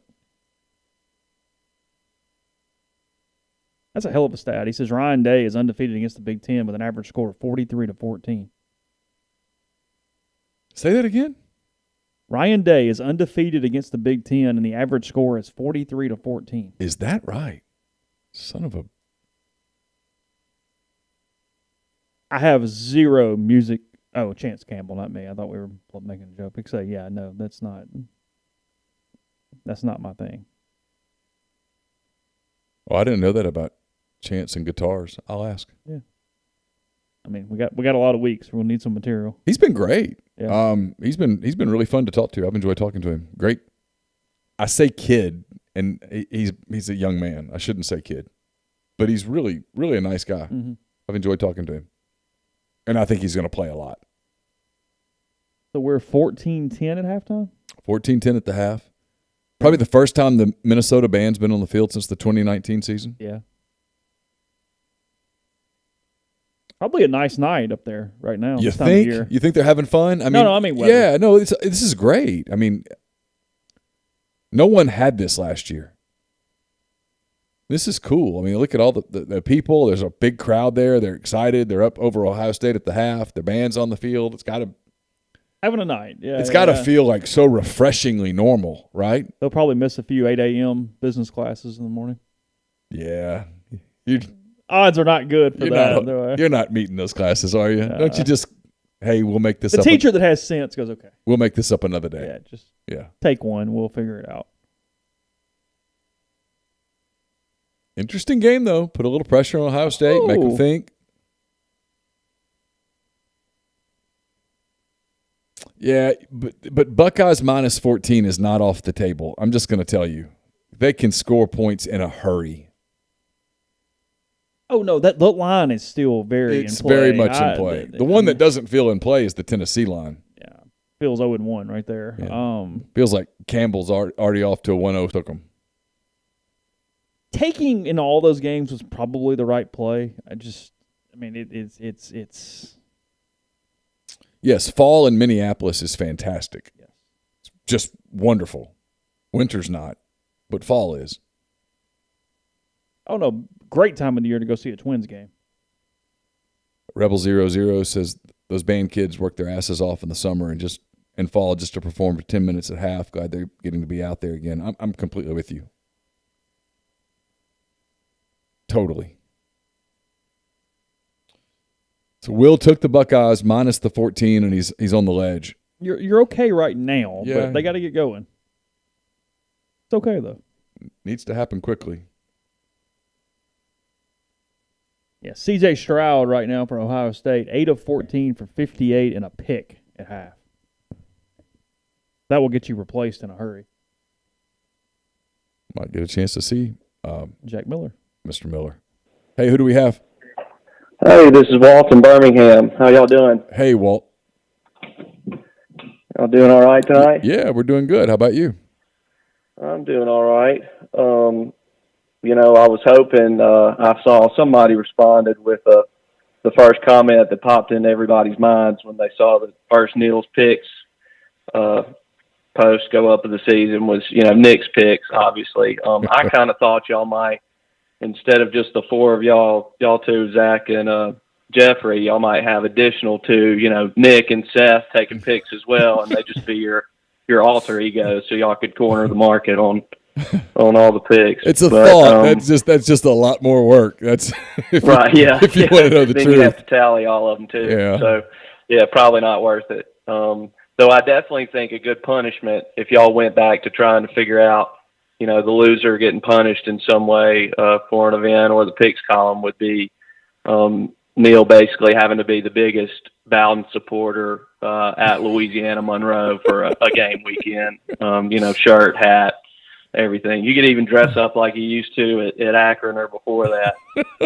That's not bad. Like who wasn't it? Ryan Brown that had to go to the MAC game and I've got to do that. The afro and all that. Yeah, I've got to go to Buffalo this year for a game because of losing the tournament, and I still have to do Dragon Con. But Dragon Con turned into a COVID nightmare this year, and I said let's just punt till it's not a COVID nightmare. Yeah, right.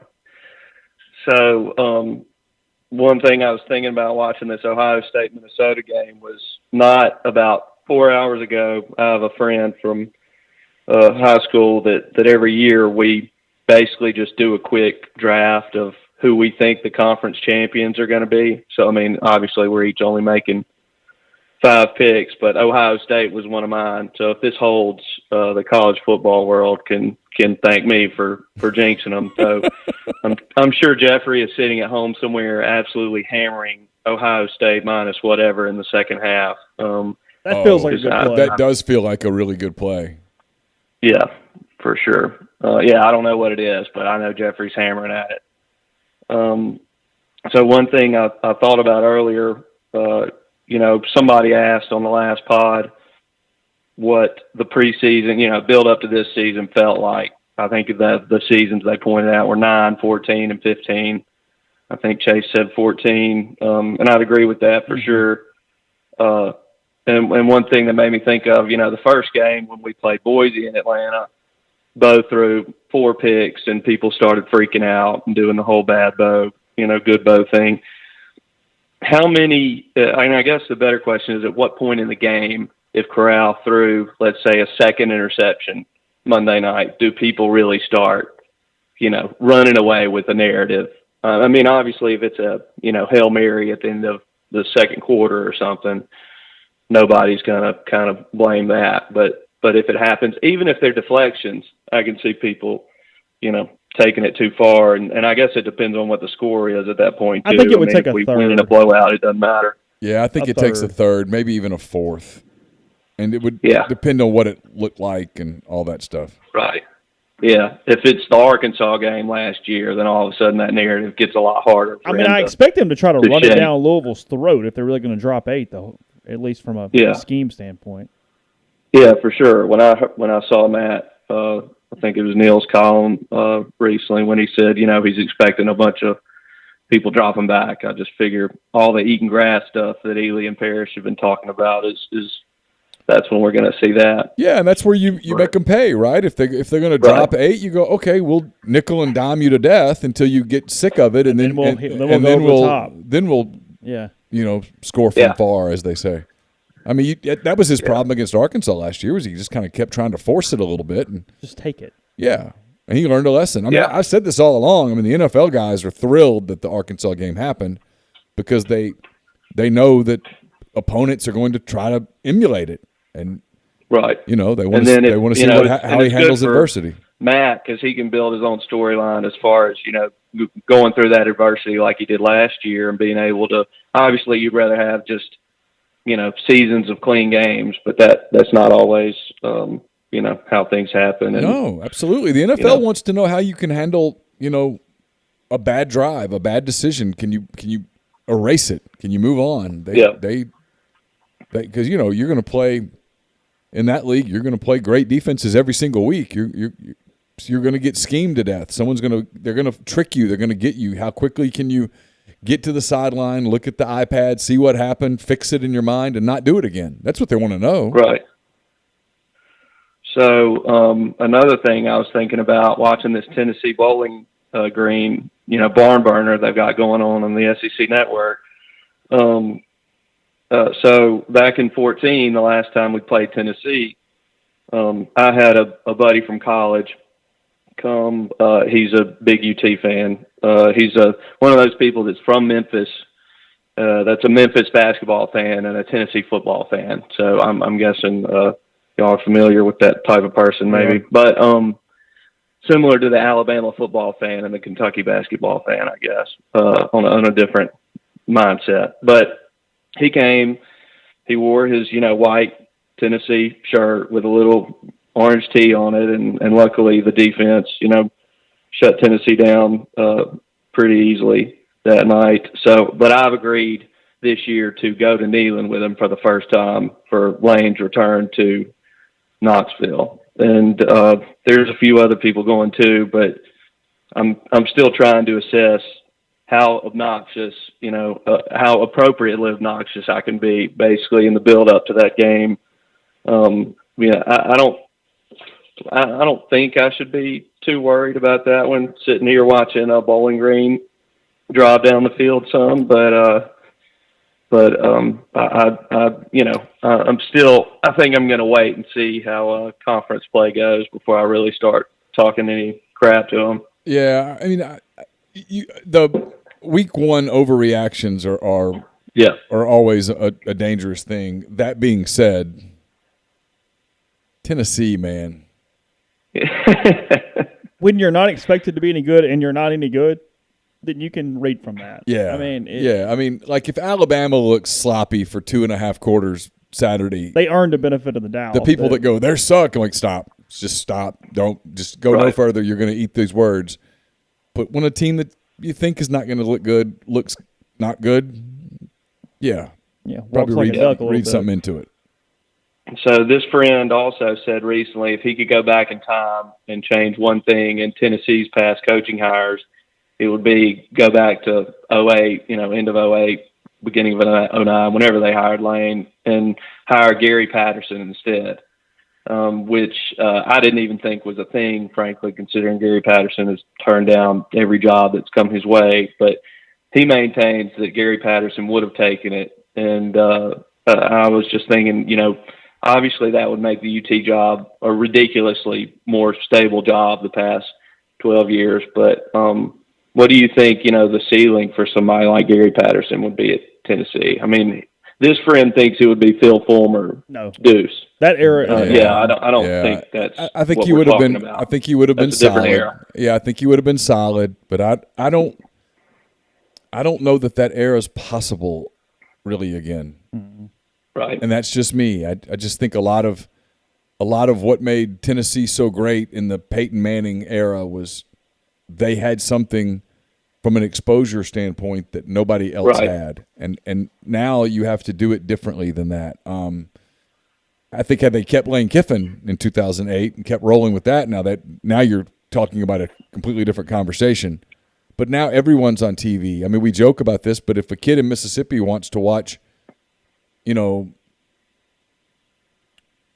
Penn State every week, he can. If he wants to watch Michigan State every week, he can. And conversely, if a kid in Michigan wants to watch Ole Miss or Mississippi State every week, he can. All good. And so that's canceled out the whole Tennessee thing. And I've never had a kid in mind, however long I've covered recruiting, when I say, well, what was it you liked about school X? Go, well, their stadium's bigger. It's never happened. Never heard those words. Yeah. And so having the big stadium, I think people think that's going to be a big thing. I just don't think kids think about that kind of stuff. They think about locker rooms and creature comforts and coaches and atmosphere and all that stuff. Yeah. They really hung their hat on that 110,000 or whatever the number is for a long time. Yep. I guess they still do. And for a long time back in those years, they were one of the teams that was on TV every Saturday and or a lot of Saturdays. And now that's not the case anymore. I mean, they would be on TV, national TV 6 times, and Kentucky would be on regional TV twice. And now they're on national TV every week. Right. And that's just it's a total difference maker if you don't. And I know this isn't directed at you when I say this. If you don't believe it, talk to an SEC soccer or volleyball or coach who will tell you, oh, my God, the difference it's made in recruiting is night and day. Because now you tell parents, you want to see your kid play soccer, play volleyball? You got an internet connection? Because every game streamed. That's a huge difference maker. Right. Hey, thanks for the call, Walt. Yeah, y'all don't have time for a little Johnny joke, do you? Oh, yeah, I always have time for little Johnny. All right, I'll tell a quick one just to open the season. So little Johnny's at a friend's house, and they're running around playing, and the friend's dad is kind of working around the garage, and he's hammering some nails in with his hammer, and little Johnny comes up to him and says, "Hey, my daddy has 2 of those." And the guy just kind of, "Okay, kid, whatever." And then, a while later, he's working on something with his saw. He's sawing a piece of wood, and little Johnny runs around the corner and he points at the saw and says, "Hey, my daddy has 2 of those." The guy's starting to get a little bothered, cracks another beer. And it's like, I don't want to look after this kid. Then he's, a little while later, he's around the side of the house and he's taking a leak. And, he's got his member in his hands. And little Johnny comes around the corner suddenly and looks at him and says, and the guy looks at him and says, "Hey, little Johnny, does your dad have 2 of these?" Kind of being a smart ass. And little Johnny looks at him and he says, "Yes, sir. He's got a little bitty one like yours, and he's got a great big one he chases mom around the house with."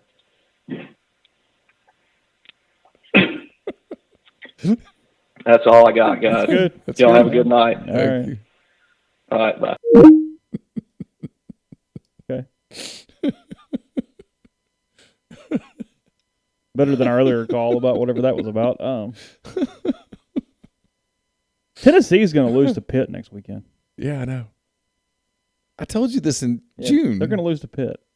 Pitt's okay. Not good, but Pitt beats bad teams. Good teams beat the hell out of Pitt, but Pitt beats bad teams.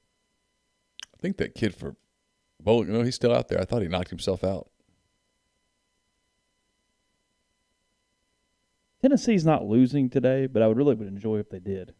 No, they're not losing this game. Bowling Green can't beat them. And they might end up getting really close to the number, but that second quarter's going to resonate for a while. Yeah, DiNardo was at LSU at that point. Yeah, Ray Goff was at Georgia. It's a great point. Mike DuBose was at Alabama, and Brad Scott was at South Carolina. And Steve Spurrier didn't really like recruiting. Liked the idea of, I can just take mine and beat yours. Mm-hmm.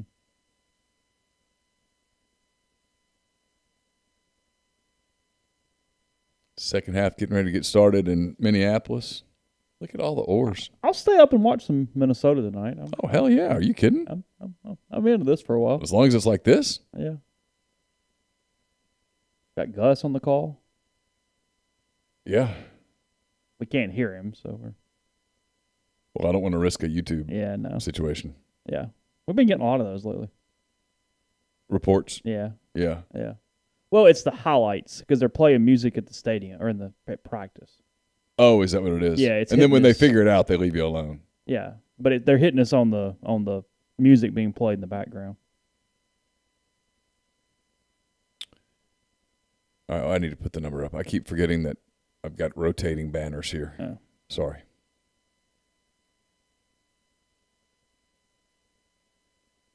That wasn't a COVID joke, was it? No, not at all. No. Mm-mm.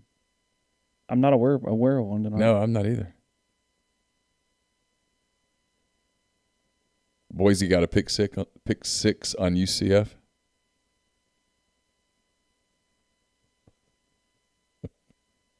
Oh, I get the joke. Never mind. Please refrain. Ask your callers to refrain from all COVID jokes. It's utterly tasteless.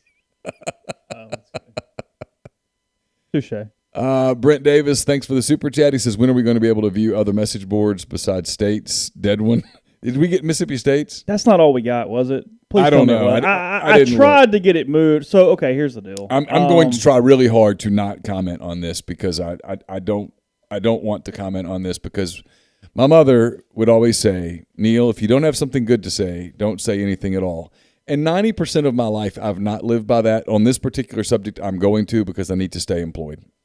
So, I think in a few weeks, you will have the option to do an add-on to get every message board. That's the thing that we're all working towards here.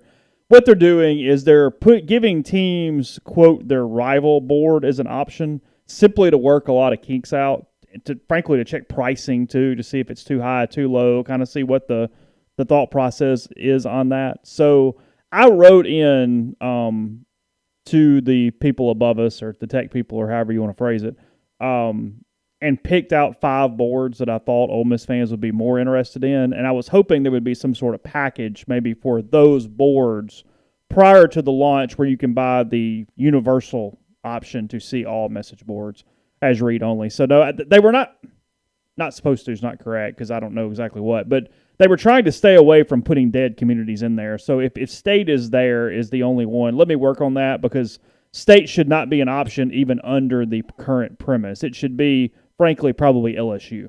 And that site being completely dead and non-existent is a sore subject for us. Correct. And yes. so for them to make that our one thing is not something that I particularly am happy about. But in a few weeks, you should have a universal option for all message boards, which is the big thing we're kind of we're working toward and we're lobbying for. Really shocked that stop. I gotta stop. Yeah, quit. Stop. Don't. Yep. Don't. You're having a good week. Stop. Everything's been cordial to this point. We'll leave so it there. far, yeah. Everything's good. Very little agitation on the pubs board. Too. Really? Yeah, it's okay. They're hanging in. Tennessee up 21-6 now. 12:53 to go in the third. Probably peeled some paint in the locker room. Be my guess. Grind says he'll cover the Bulldogs.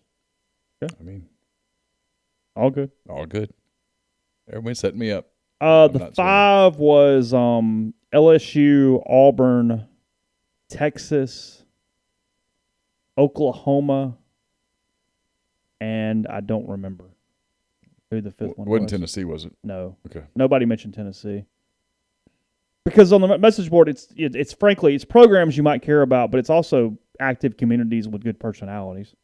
Yeah. That was a lot of the reasons that we picked who we picked. So I don't remember who the 5th one was, but I know it was LSU, Oklahoma, Texas, and Auburn were 4 of them.